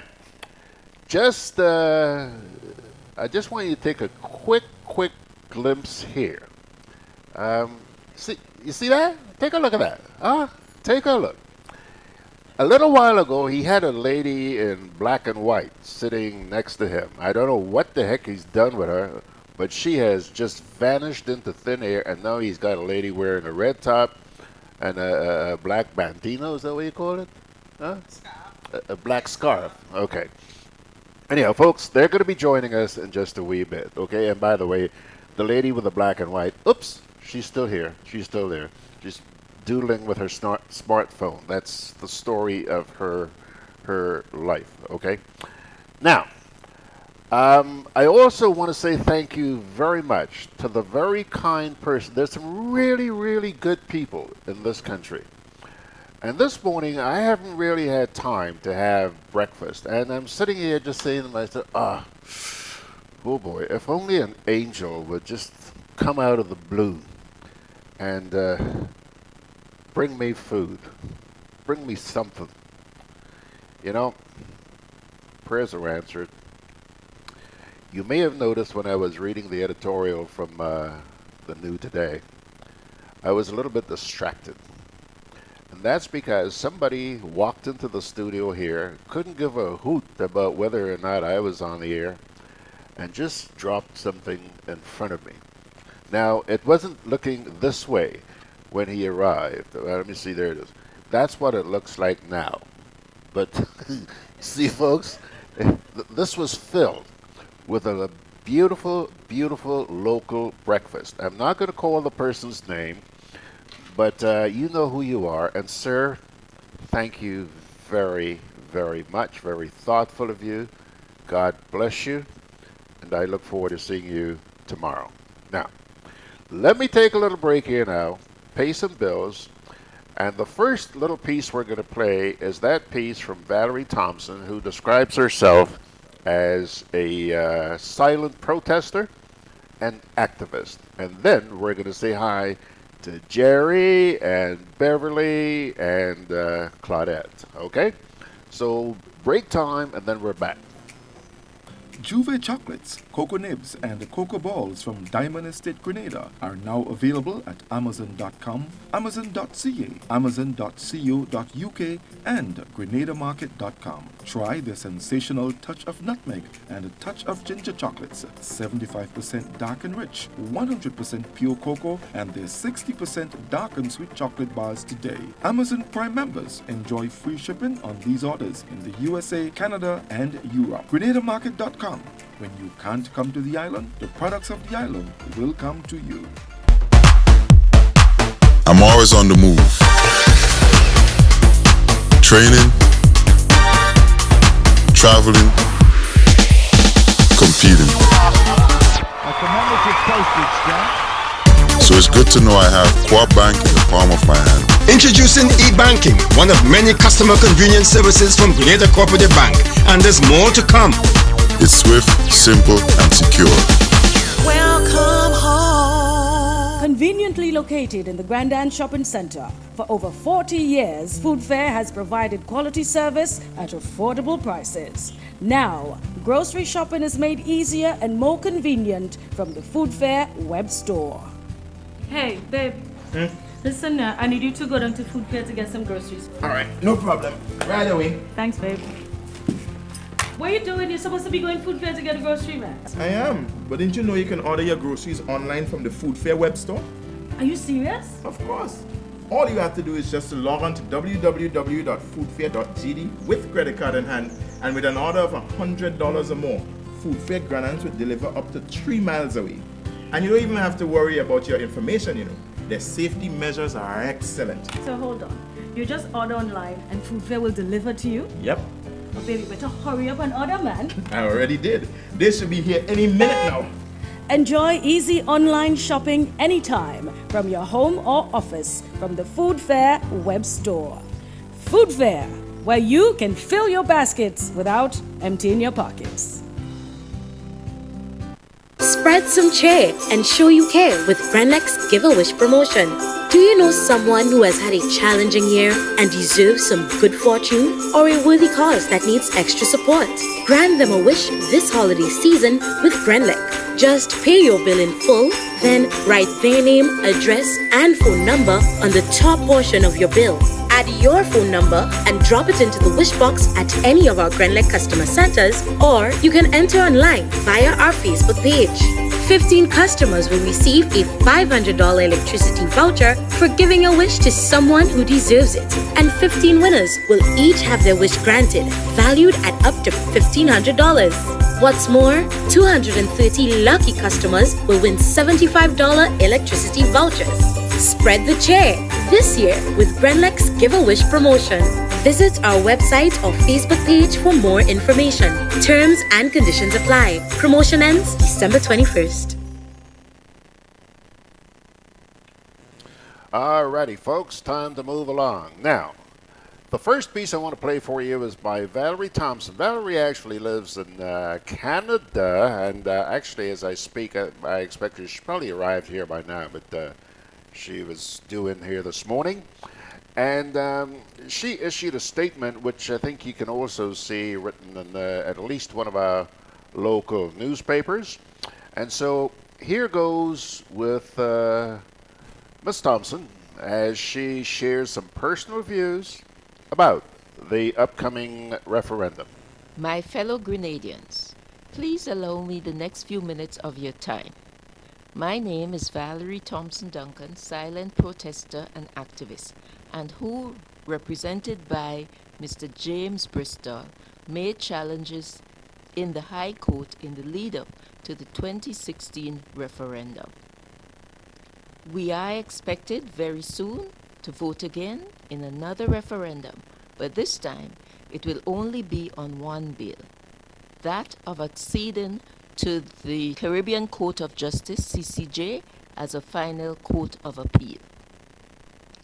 I am not a lawyer, and, like most of you, I do not speak legalese, but I will tell you, using plain and simple words, what I have observed about the process and how I intend to vote in the upcoming referendum. Many ridiculous slogans have been thrown at us.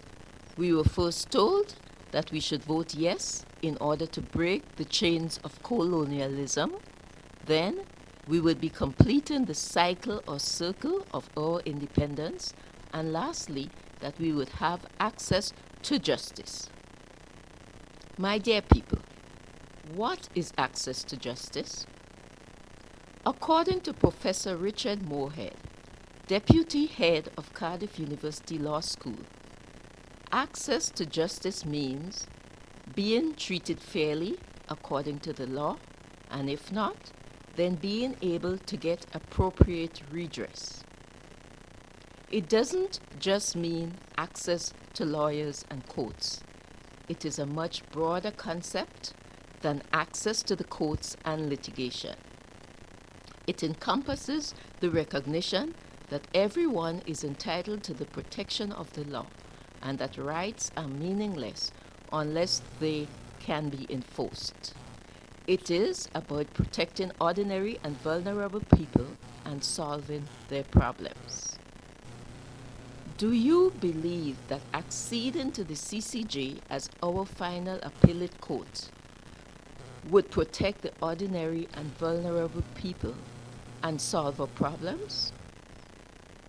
A few years ago, I witnessed a woman being sent out of the court by the magistrate because she could not afford to hire a lawyer.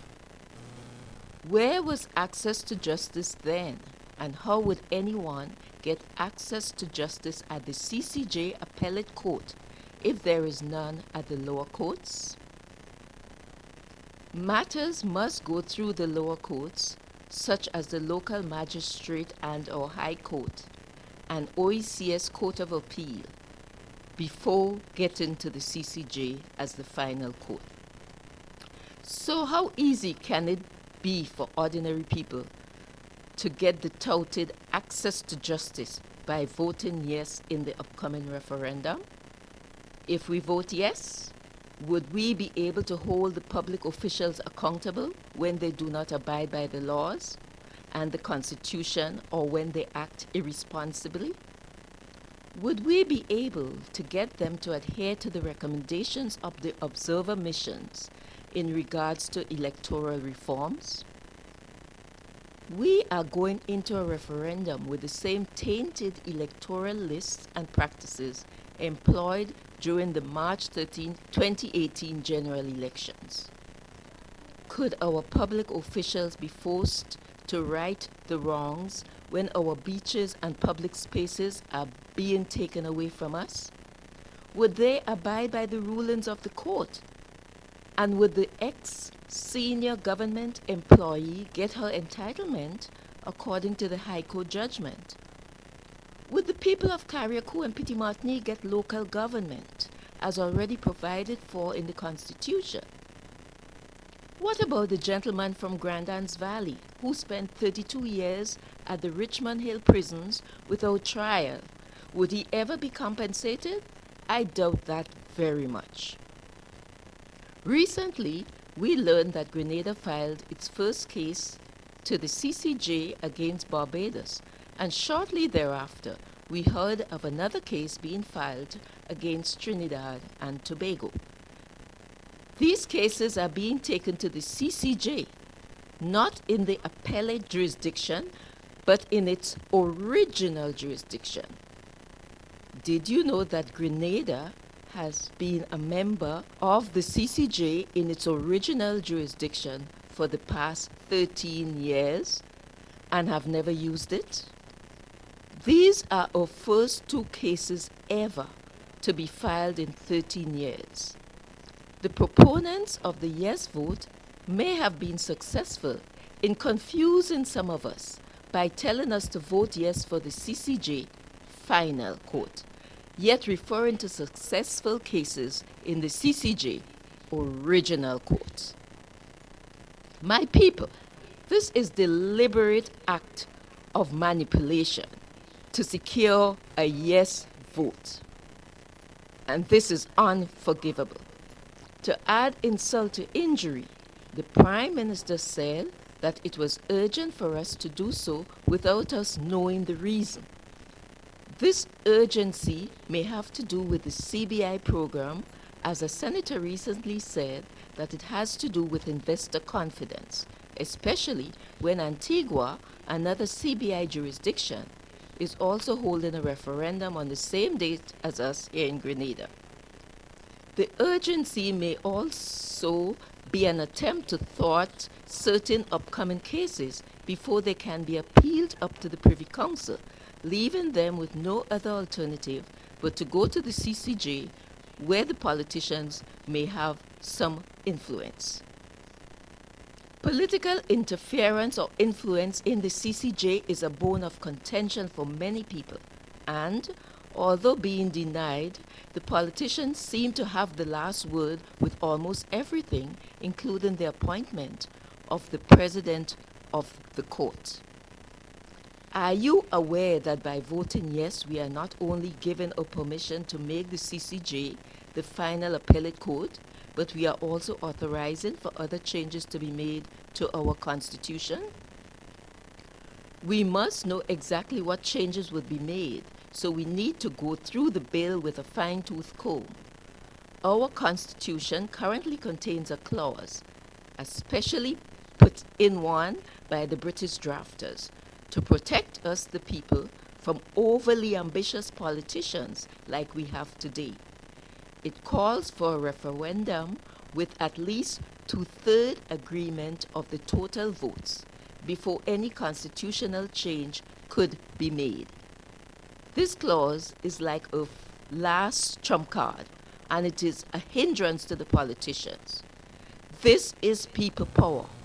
Had it not been in our Constitution, we might have been already dragged into the CCJ without our knowledge. We, the people, through a referendum, must decide on any changes to our Constitution. So it is important that we take our time and understand everything before we agree to vote yes. Agreeing to go to the CCJ is one thing, but it is the bill we would be voting on.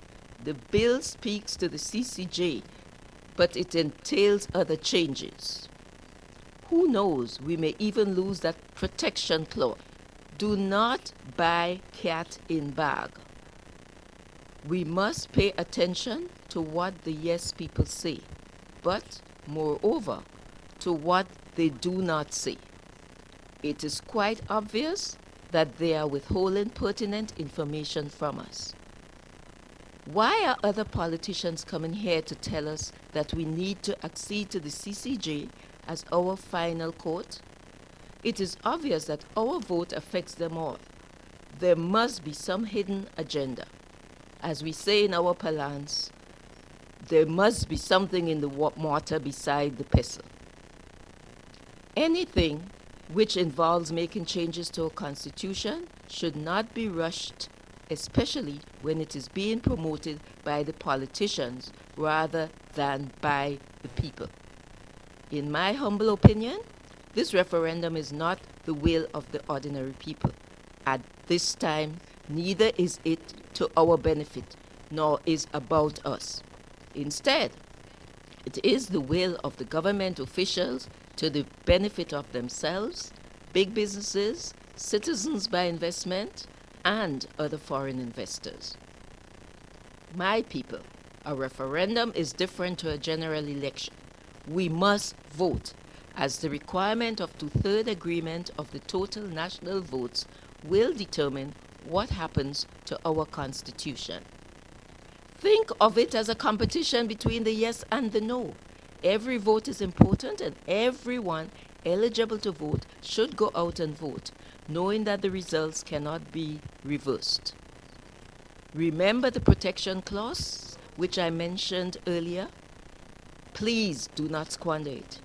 If the yes gets at least 2/3 of the vote, then the yes wins. Grenada will go to the CCJ, final court, and the Constitution will be reformed.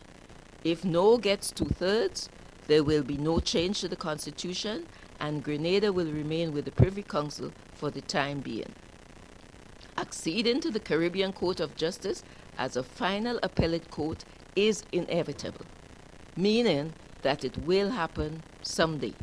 But are we ready now? Hell, no. I would be voting no. I thank you. I thank you.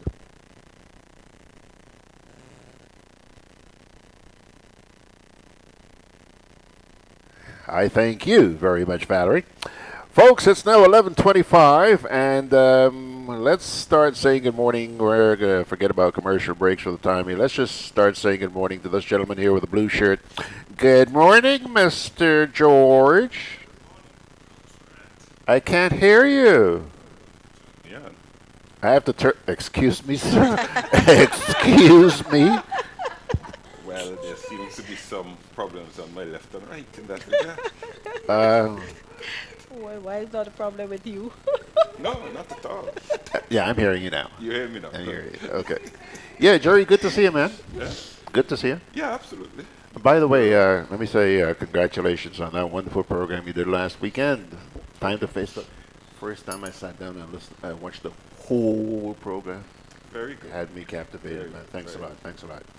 And then on your right there's a little Red Riding Hood.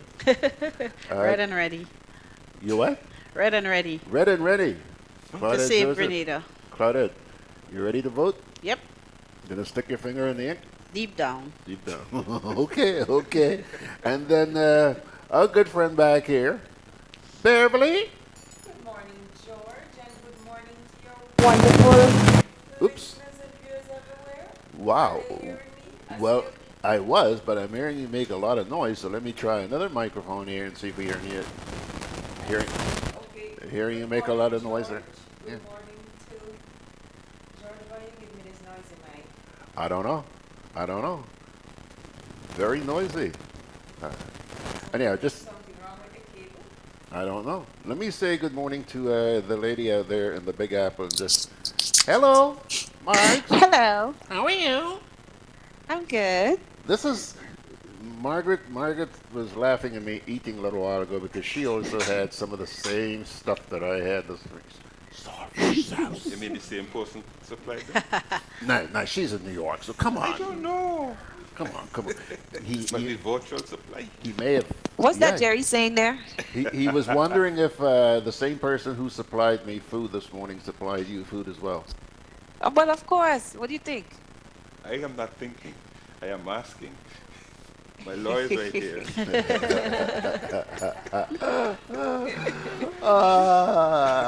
Okay.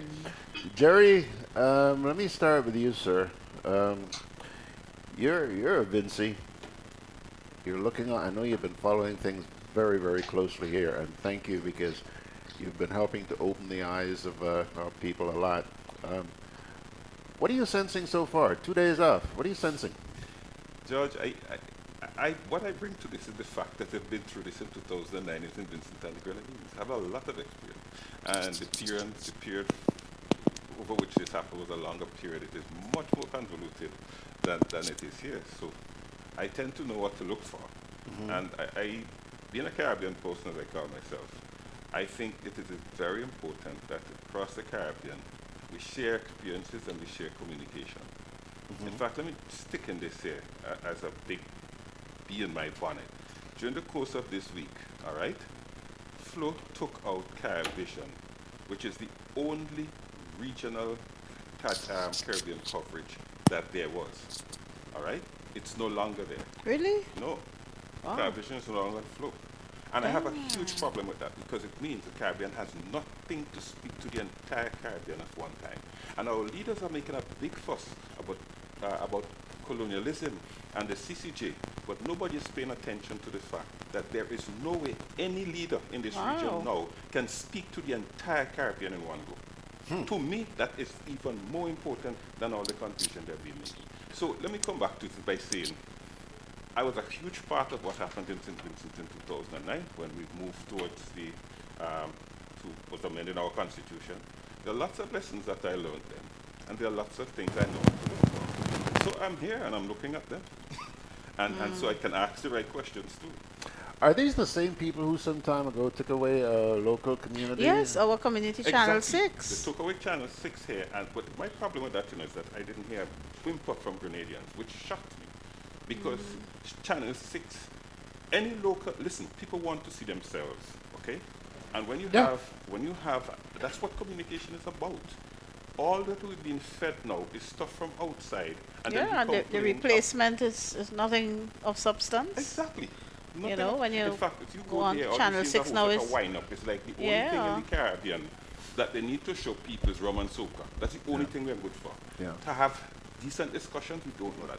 So I just say that to say that my passion is for coverage of the Caribbean. I believe integration could never happen in the Caribbean without a single communication source. It will never happen. The government leaders could go every year they want. The Caribbean come and sit down and talk all this nonsense about the treaty of Shagaramas and moving towards a single market and economy. What do you think CNN is? CNN covers the United States, but it also covers the market. It allows American products and services to be sold right across. Which company can sell any of the products of the Caribbean right across the Caribbean from one spot? None. Yeah. And we don't understand that's the basis of the business. And if you don't have that, it can't work. Did we ever have a regulatory body For? that allows this kind of stuff to go on? I mean, in the States, you want to change your programming. In the case of Grenada, let's start with Grenada. In the case of Grenada, the NTRC said absolutely nothing when Channel 6 was shut down. Can you believe that? Could you believe it? The regulatory That body. question. Yeah. But you see, the problem I have with the NTRC and ECTEL, when you have a body that comes back to a minister, it cannot work. Yeah. You That's need a big issue. independent bodies to run these things. And regulatory bodies cannot be run by a minister who does not even understand the technology that he's supposed to be in charge of. Jerry, all valid points, but listen, I want us to get the CCJ here this morning because, boy, there's so much to be said about CCJ. I know, sorry for ranting all this stuff. No, but given the time, I would do the same damn thing you do. You hear? Given the time. But Claudette. Yeah? Yeah, Claudette, let me hear your take, as we get real close now. Crunch time. Well, good morning to all of your listeners, wherever you are across the globe. And thanks again, George, for inviting me into your studio to speak on this very important matter. First thing I must say on the referendum to be held on Tuesday, starting from Friday, but certainly between yesterday and this morning, a sense of uneasiness has overcome me, because what I'm seeing on the ground in my country makes me very, very sad and worried. Specifics. The government, the new National Party government, has, over the last week, turned this into an unapologetic, unabashed political campaign, election style, complete with offers of gifts and treats to people in return for a yes vote. By the way, paying people, whether in money or kind or any other form, is a criminal offense under the electoral laws of Grenada. It happened with impunity in 2018. It happened in 2013 too, but 2018 I think is the worst Grenadians ever saw. And it's happening again.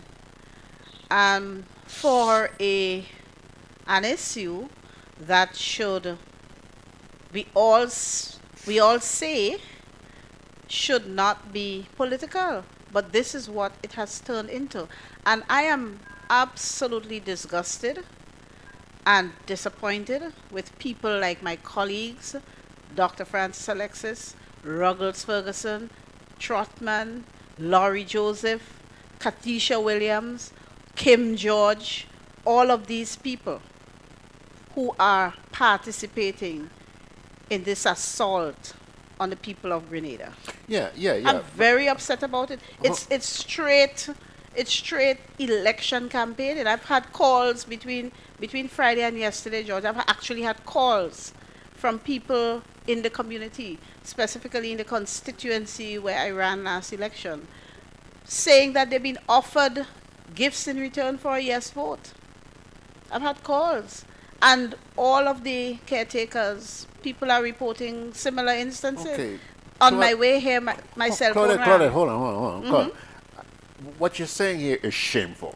It is It's shameful. disgusting. Plain shameful. It's disgusting. Okay, hold on. But Claudette, the people who handing out them goodies, they don't get anywhere unless somebody accepting them, and the people out there are accepting that. So why don't you put a lot of the blame on them as well? Because there is poverty. There's serious poverty in Grenada.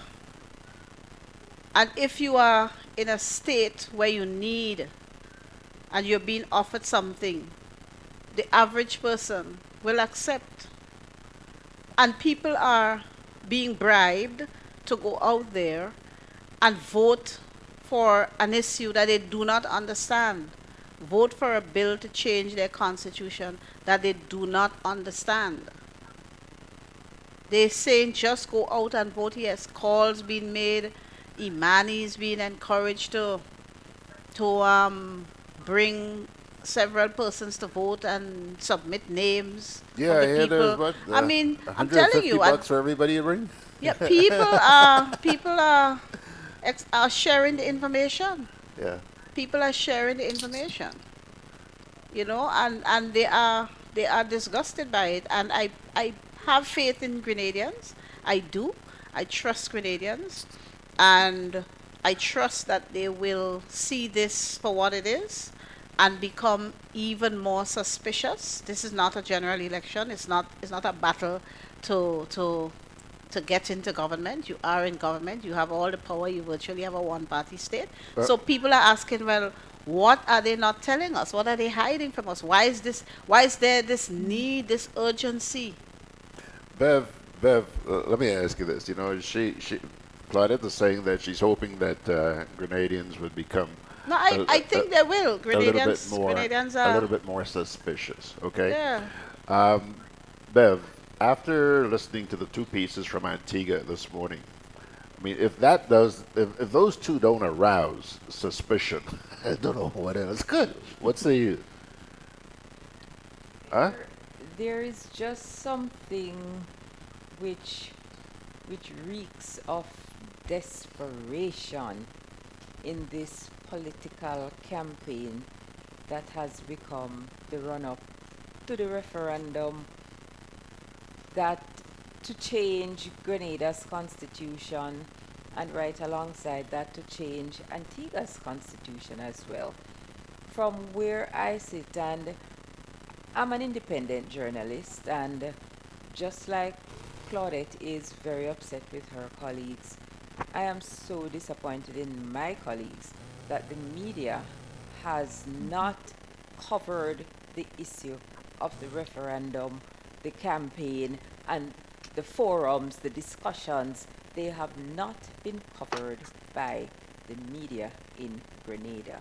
It's appalling, it's disgusting, it's shameful that the Fourth Estate is silent in this whole operation, and it leaves me to wonder if they have lost sight of what their role is. Nobody is asking you to take sides, people, if that's what you're afraid of, but there is so much happening out there. You need to go out there and cover the issues. Beverly, you don't have to take a side, you know. You just have to be perceived as having an opinion. George, I'm talking about media coverage. Media people need to get up and go and do some work. Yeah. And stop waiting on sound bites from government officials. I saw 2 stations go out and did some vox pop. Great direction to go in. But there have been forums by the Yes Group. There have been forums by the small group that's trying to orchestrate a no vote. There is just so much happening out there, and there is no media coverage of what is going on to the extent where people can sit back and listen to the radio or watch television and get some information about the bill or about the CCJ, excuse me, you still see people in social media asking questions that really should have been answered within mainstream media. Media people have just not been at work. All you get are sound bites from officials, and it is sad. It is so sad. All right, let me bring a good friend out there, Mags in New York, into this. Mags, you listening to what's going on here? Yes, I am. All right, I know you're a long way. Are people in New York talking about this referendum? Um, in some quarters they are. I don't know that there is a big unless you're a real political junkie or you kind of like really into that kind of news. I don't know that there's necessarily a big following. There have been some discussion that I have seen on social media, but again, that's a limited discussion, and then again, it's a limited few, the junkies again, as I would say, who has been involved in that conversation. Um, Even when, because I remember when they had a session up here on it, the turnout was very, very, very, very poor. So I don't know if it's because people don't have information, they don't care, or what it is, but there's just, I haven't heard a whole lot of discussion on it here. Maybe a combination of both. Could be. Okay. Could be too. George, that speaks to what Jerry just said. We do not have a Caribbean media that is feeding people information from the Caribbean, like how you can turn on and watch a CNN and turn on and watch a Fox, which gives you daily updates of whatever is happening in the US. We don't have that out of the Caribbean. So Caribbean people in diaspora, for the most part, depend on social media. And a lot of the discussions that go on there, just like Margaret said, are for people who really are junkies, who really are very much interested in this thing. If there was a television station that Caribbean people could turn on to and keep abreast of Caribbean news, they would, and a lot more people would know what's happening with this referendum in But Grenada and Antigua. yeah, I think Bev has a point there. I mean, there are radio stations here that do cover, that provide Caribbean programming, but I mean, they're not like, in a lot of cases, some of them are pirate stations, so they're not like legit per se. And even so, I mean, they may bring news like, you may get like a weekly newscast or something of the sort, or but for the most part, a lot of the programming is really music again, so it comes down to, reggae, calypso, that kind of stuff in a lot of cases. Bev, I know that you have been not Bev, Margaret, I know you've been monitoring this process down here quite closely. And you were pointing out to us this morning that there's quite a difference between the ballot papers for Grenada and Antigua. You want to tell us about that? Want to share that with us?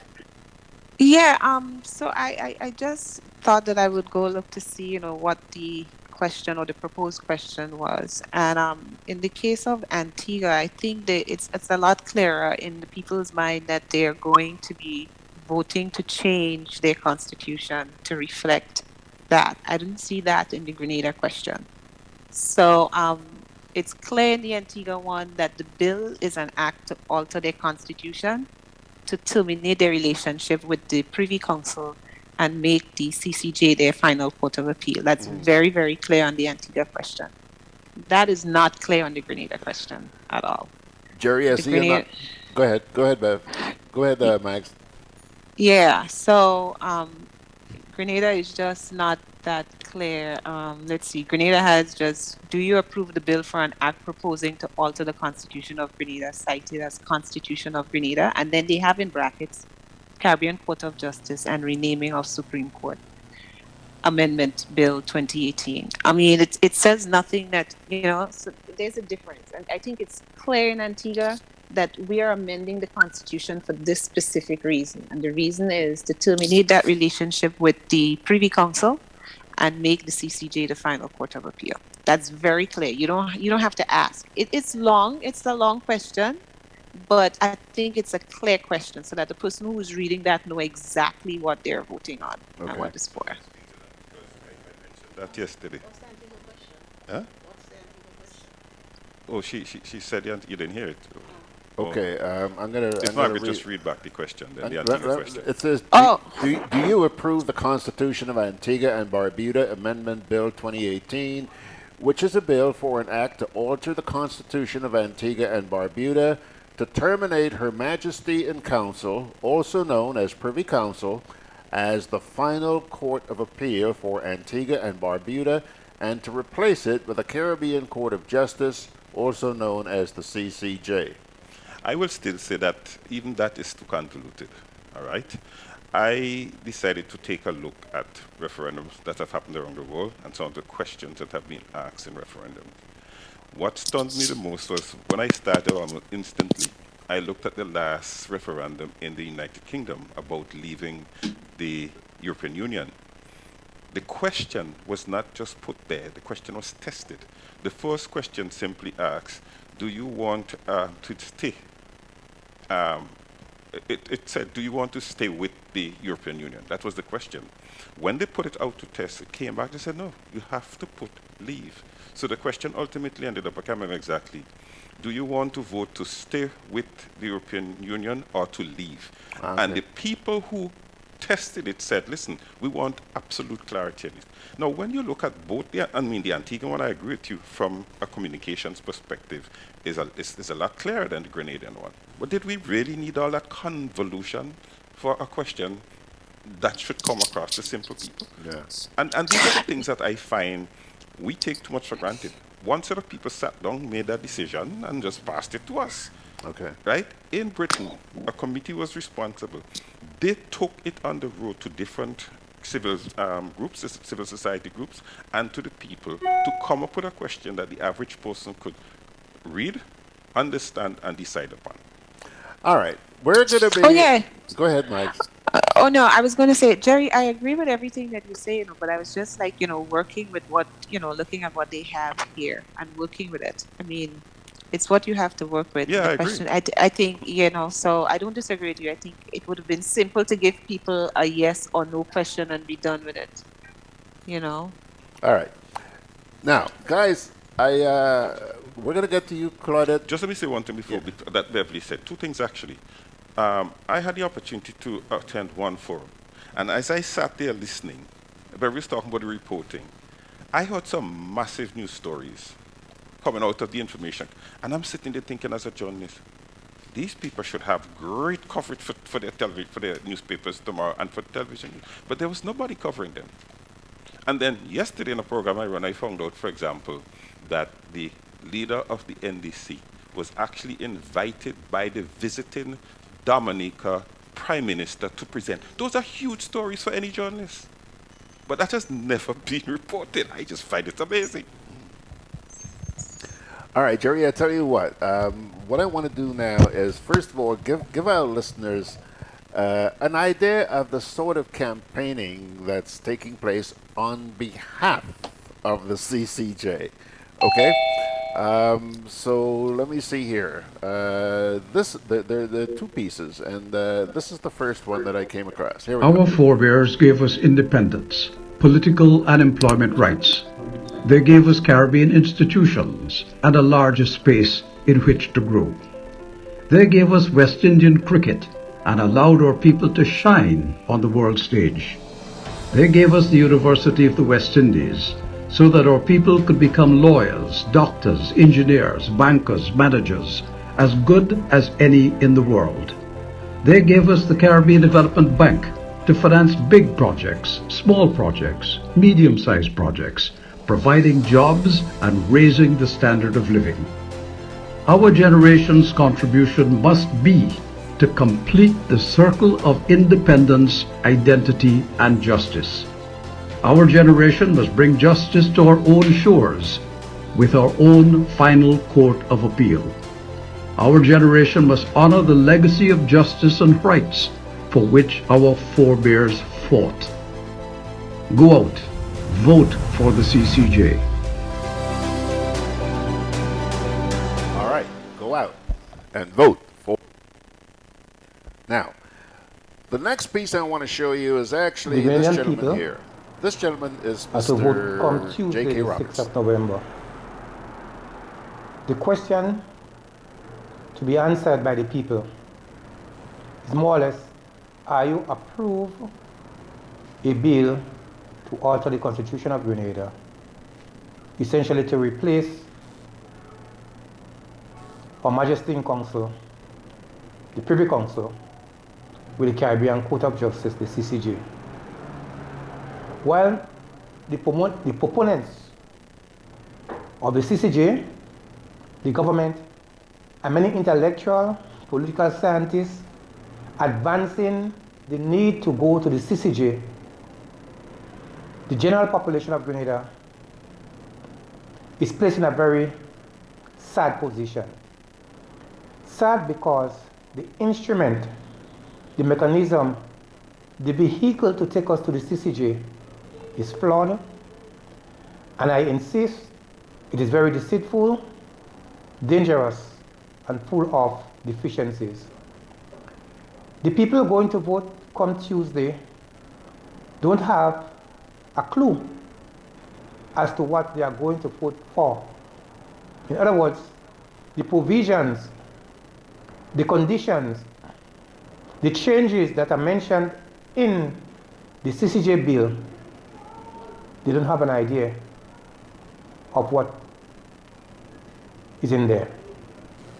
More than that, the people don't understand the significance and the consequences of any change that they are going to make come Tuesday, the 6th of November. My word of warning and advice to the Grenadian voting population is to vote no. Vote no on the CCJ bill because of insufficient information, because of misrepresentation of the issue, and because they have no knowledge as to what this CCJ bill is all about. I keep saying, and I repeat now, that the bill is leading you down a road of danger, down a road, well, we are already on the road of deceit, and the bill itself has many deficiencies. In particular, recently I come to realize a few hours ago that while the proponents of the CCJ advancing access to justice, the Grenadian people will be denied justice. In fact, I'm also sorry for the local judiciary. We already have a collapse of our local court system, but the bill in itself, to me, it is trying to take away the role, the constitutional role and function of the judiciary. The magistrates and the judges will be at the mercies of the politicians. The security of tenure and other constitutional rights and privileges will be curtailed because of what contains right now in the CCJ bill. And I want to end by saying, don't forget, the CCJ bill is not so simple as it looks.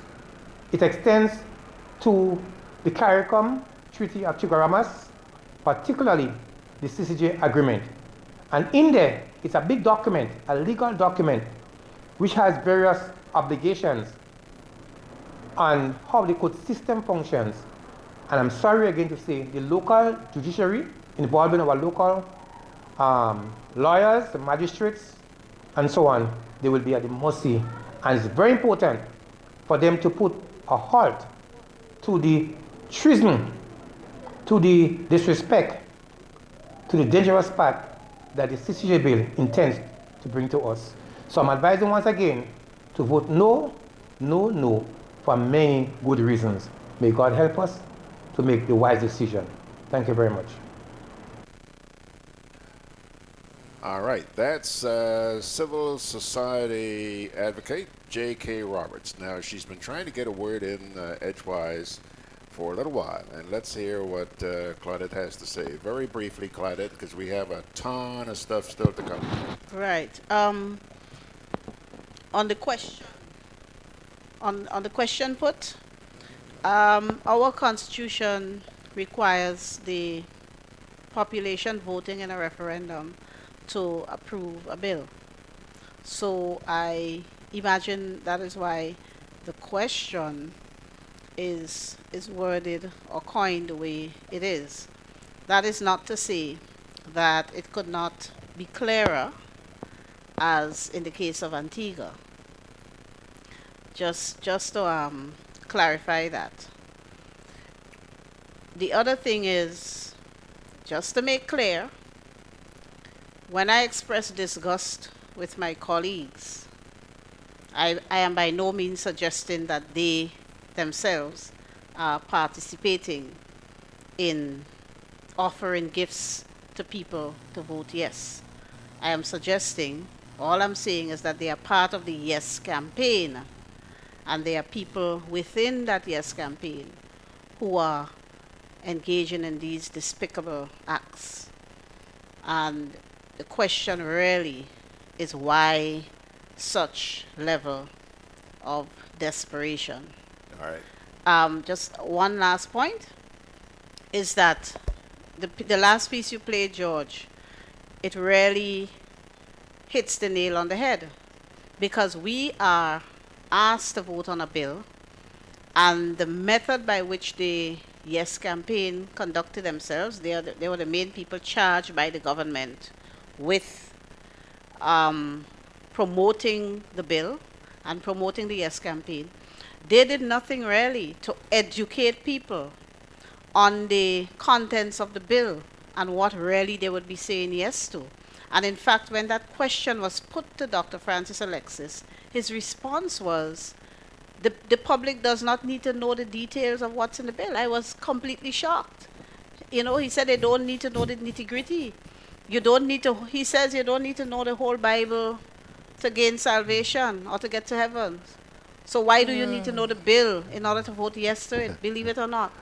And there's so much more that could have been done to educate people on what exactly they are being asked to say yes to, and that was not done. And that is because if they had exposed the people to the bill and educated people on the bill, and no would be certain, because the bill is very, very deficient.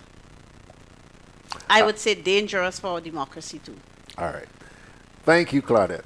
And now, Mr. William Joseph. For me, justice is a social and cultural value that belongs to the people.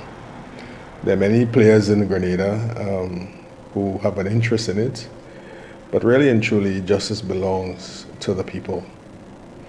And in the context of the upcoming referendum regarding accessing the CCJ, the appellate jurisdiction, I want to begin by saying that it's been very important in my view that the right machinery be set up to educate the ordinary man and cause him to understand the benefits, the value that is tied up, embedded in this whole question of accessing the CCJ. So the judgment is out as to how effective the machinery was regarding the public relations aspect of the task.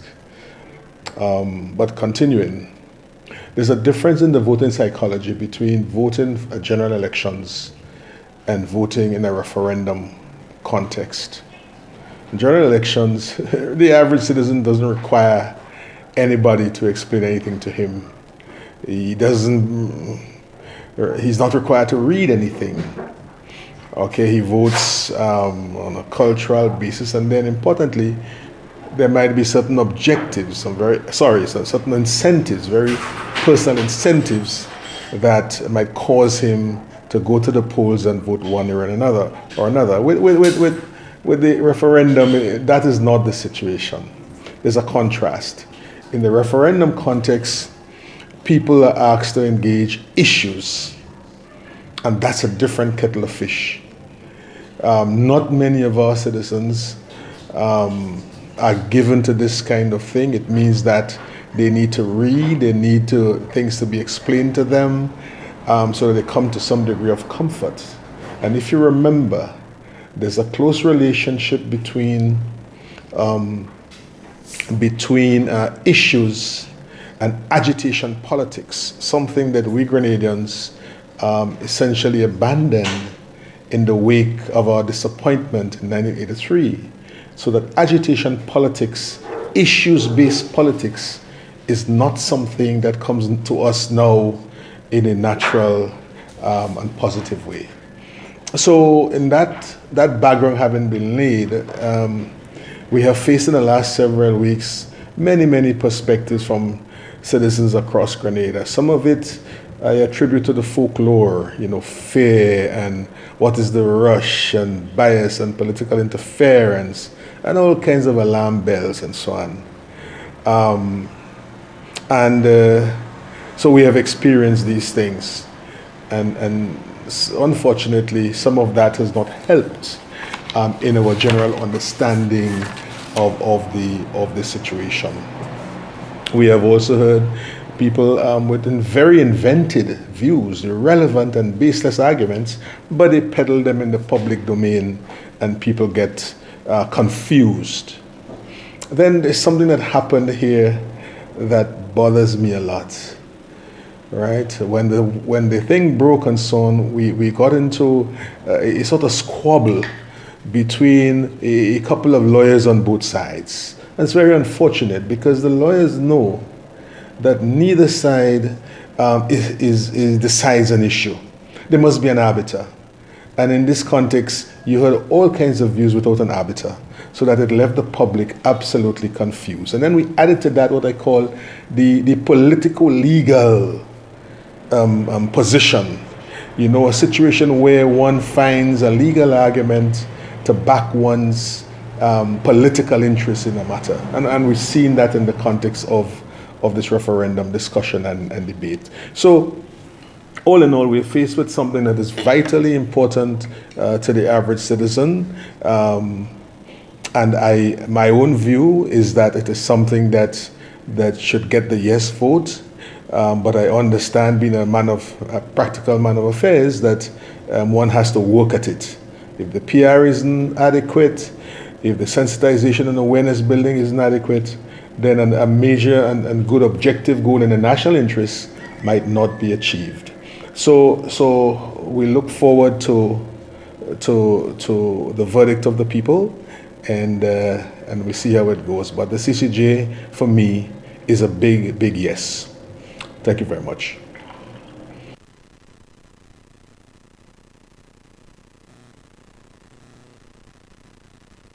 All right, so for Mr. William Joseph, the CCJ is a big yes.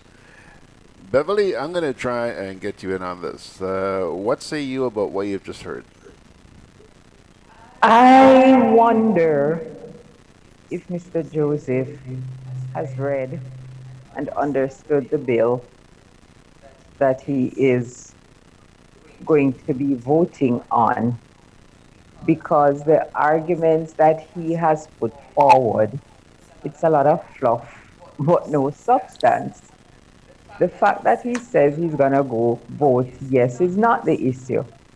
The issue is I have not heard anything substantive from him to say this is the underlying reason I am voting yes. He has talked about, coined new phrases, like legal politico that people are using for their political advantage. And I'm like, okay, so where is that coming from? The Yes campaign has launched a full-fledged political campaign, and nobody seems to think that is political. But if you speak on the bill and the ramifications of the bill, all of a sudden it's political. And I really wonder if Mr. Joseph has looked at the bill, if he understands the bill, if he knows what these constitutional changes means, if he knows that the CCJ judges are going to be left at the mercy of CARICOM heads if we approve this bill. And we talk about access to justice, we're going to have to get past politicians to get into the CCJ if we approve this bill. And it's one of the things that people are fearful of. So when you see these deficiencies in the bill, when you have it, I'm certainly not a lawyer, not a legal expert, but you speak with lawyers. And these are questions that I have posed to the lawyers on the Yes campaign. And they have constantly rebuffed me, not giving me answers to the point where the chairman says, we can answer this, but it's going to be too boring for the people. Okay. So I can't get an answer because he thinks it's going to be boring, even though I asked. So I speak with lawyers who are not associated with the Yes campaign to get these things explained and to listen to their explanations and look at it for myself and say, but this makes sense. Okay. And one of the things that makes sense is that the judges of the CCJ are going to be at the mercy of the CARICOM heads, our politicians who have proven that they can't be trusted. They're the ones who are going to fence in the CCJ judges. So access to justice is going to be through the politicians in the region. And that cannot be good for anyone who is going to stand before that court with a matter to be adjudicated. All right. Beverly, I know that in a few minutes from now, our good buddy here, Jerry, is going to have to hightail it out of here. You got to catch a plane, right? We're deporting him. so Jerry, I'm going to get back to you and let you have, not yet, you can relax though, but I want to play a couple of things here. First of all, another, okay, but promise me, please, very, very briefly. I'm going to take my leave, George. Yeah, okay. Go ahead. Yes. Just in response to Willie, Beverly said she's not sure whether he has read the bill. I can tell you, listening to Willie, I am pretty sure that he has not. I'm pretty sure that he has not, because he would not be saying what we just heard on that clip if he did read the bill and understand it.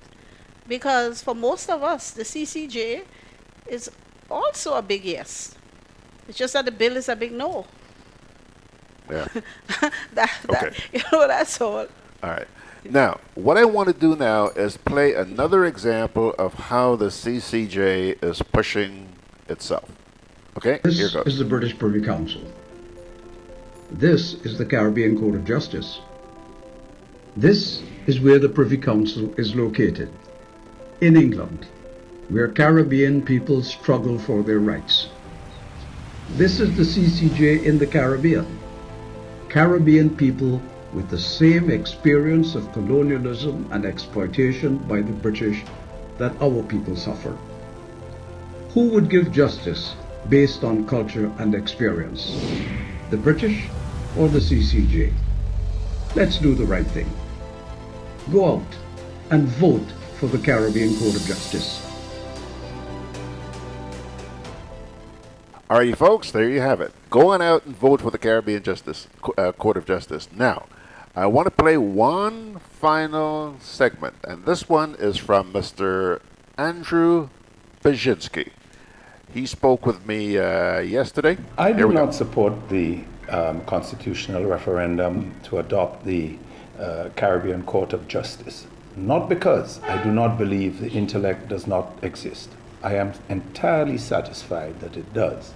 I am equally satisfied that while the intellect exists, the integrity does not. That is the problem that I have with this bill. The flaws in the bill have been well articulated.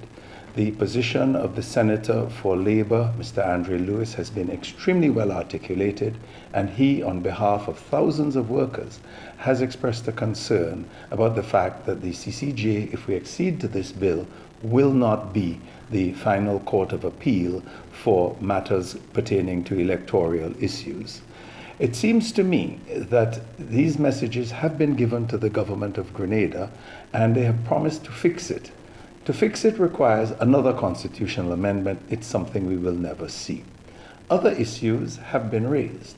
Points that come to my mind are, for instance, why when 30 or 40 years ago, Dr. Eric Williams was asked why it was that even though he established a Republic of Trinidad and Tobago, where incidentally the CCJ is seated, and they have as yet not joined the CCJ as their final appellate court, he said simply because of the closeness of the people of all these islands. Forgetting for a moment that I have personally suffered through nepotism with the appellate court as it stands, there are a couple of other things. And here is what my beef is. Notwithstanding the fact that one of the lead proponents of this, Mr. Ruggles Ferguson, is in fact proposing that we appoint the CCJ as our final appellate court, a week ago he himself was in London at the Privy Council arguing on behalf of a convicted murderer and someone who in fact was charged, although the charges subsequently dropped, for the most horrific torture of an individual during the time that he was the commander effective of the People's Revolutionary Army. There are a multitude of other sins, and it seems to me that the political and legal elite of this country are prepared to compromise all that theoretically they should hold holy on an altar of expediency. The people have said, we do not understand this, we wish to be told more.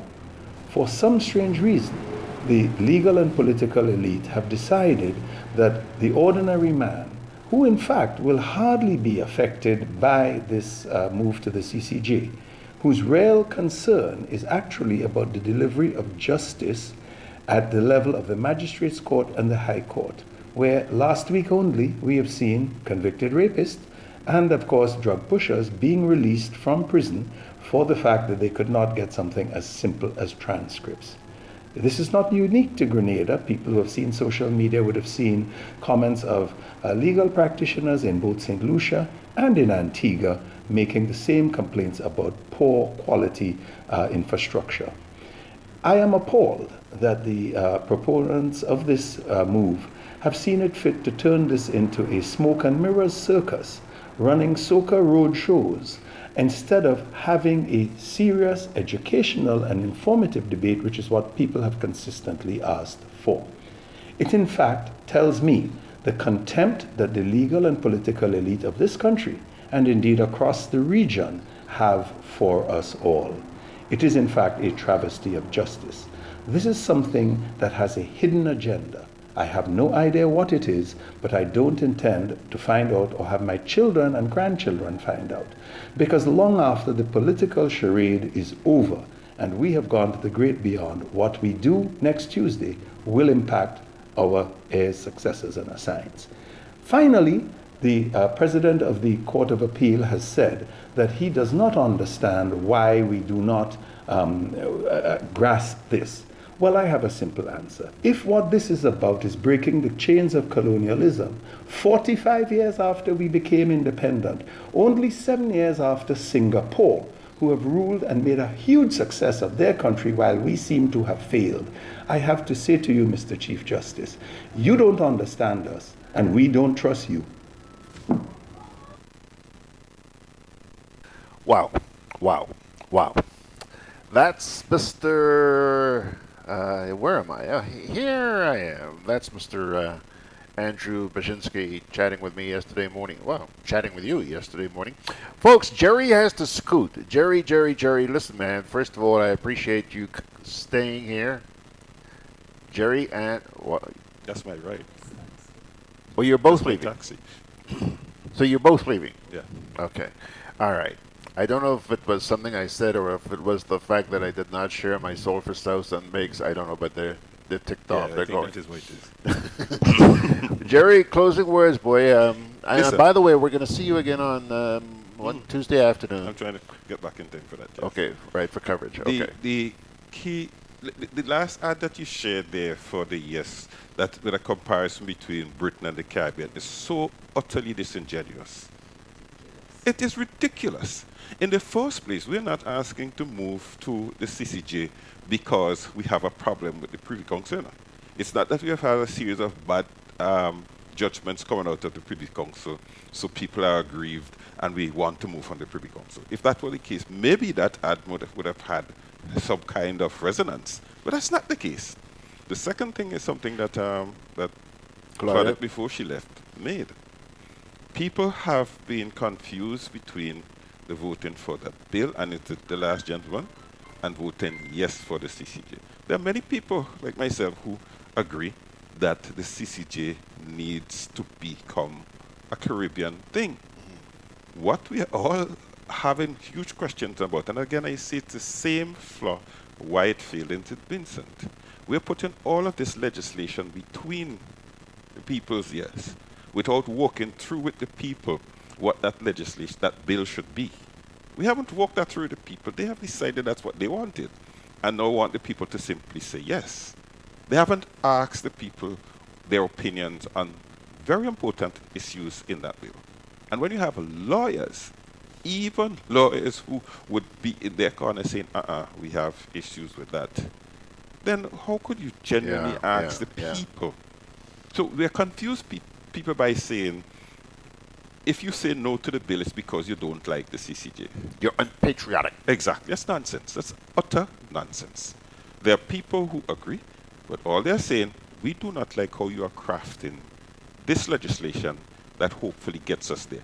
This legislation does not take in what we the people want, and we have some concerns about how it's crafted. Look in the case of the United Kingdom about leaving Brexit. The question was asked, do you want to stay or do you want to leave? The people who want to leave said they want to leave. They are now walking through the basis of the bill. They are now walking through the legislation that will cause them to leave. We went the other way around. The government put together the legislation the way they wanted it and are saying to the people, rubber stamp it. That can't be right. Look in Britain. They're having all kinds of confusions over how they agree on the bill that would take them out, that would become an act that would take them out of the European Union. We in the Caribbean like to do things the other way. It's like Father knows best. Yeah. So the government who is in power think that they have the right to make up the minds of the people and just push it in front of the people and let the people say yes. No, that's what I'm objecting to. You know, within last week, I had the pleasure of appearing on another online program with a member of the advisory committee. And I was making the point that, you know, there are people on the street who are saying that there's a level of arrogance coming from the proponents of the yes vote. And I thought that was unfortunate for the simple reason that, I mean, these proponents are out there trying supposedly to bring people in, bring them aboard.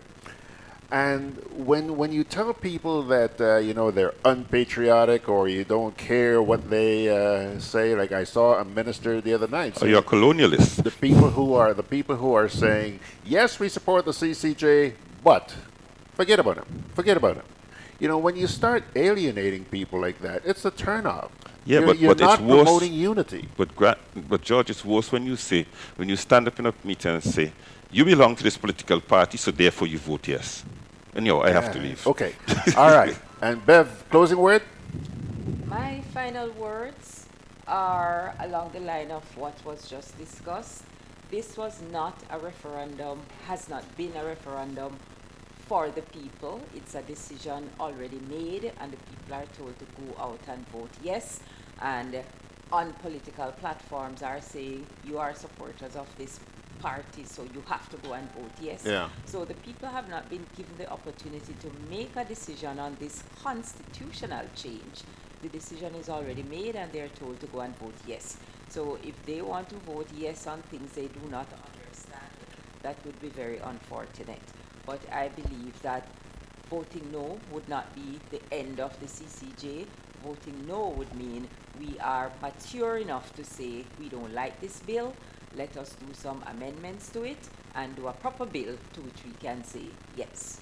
And we shall discuss this more when we see you guys on Tuesday evening at, I think it's 5 o'clock. That's when the polls close. Yeah, maybe Margaret's is going to join us a little bit later because I understand she has to work, right? Yeah, and I got to vote. Yeah.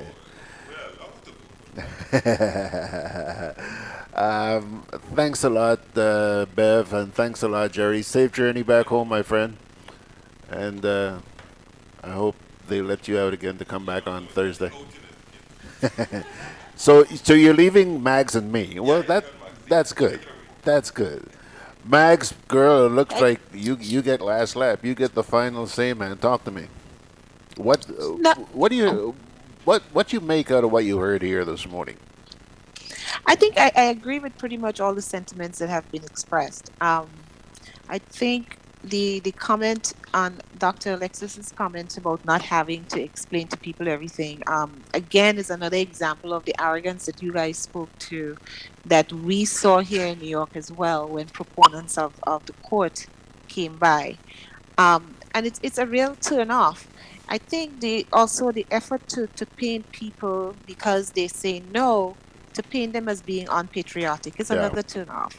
You're saying wait, or you're saying let's refine this further. Is a concerned patriot. It's only a patriot that would sit down and say let's do this and let's get it right. So Yeah. it serves everybody. Yeah.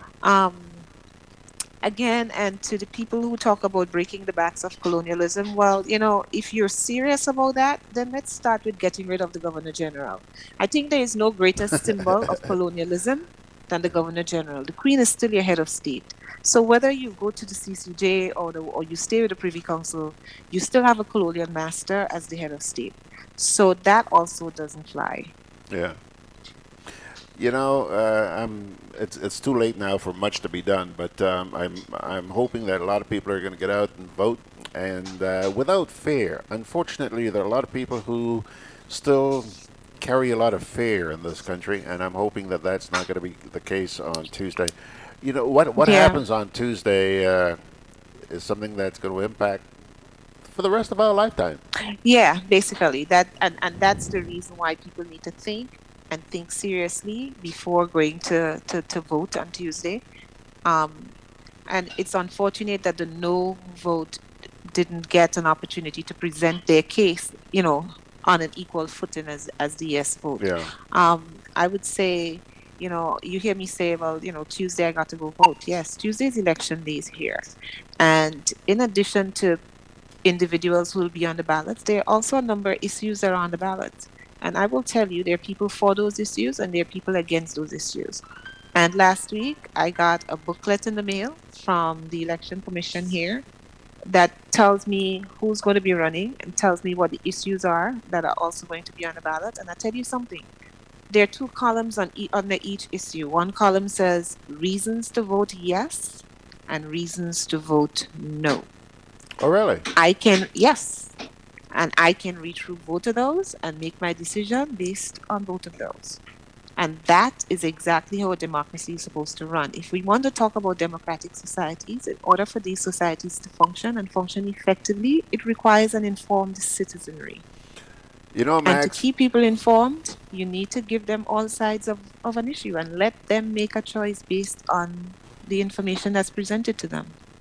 Max, I know this is going to ruffle a few feathers, but I have been saying for quite some time now that I have serious doubts that if we haven't already lost it, it's not going to be too much longer before we are no longer a democratic society in this place.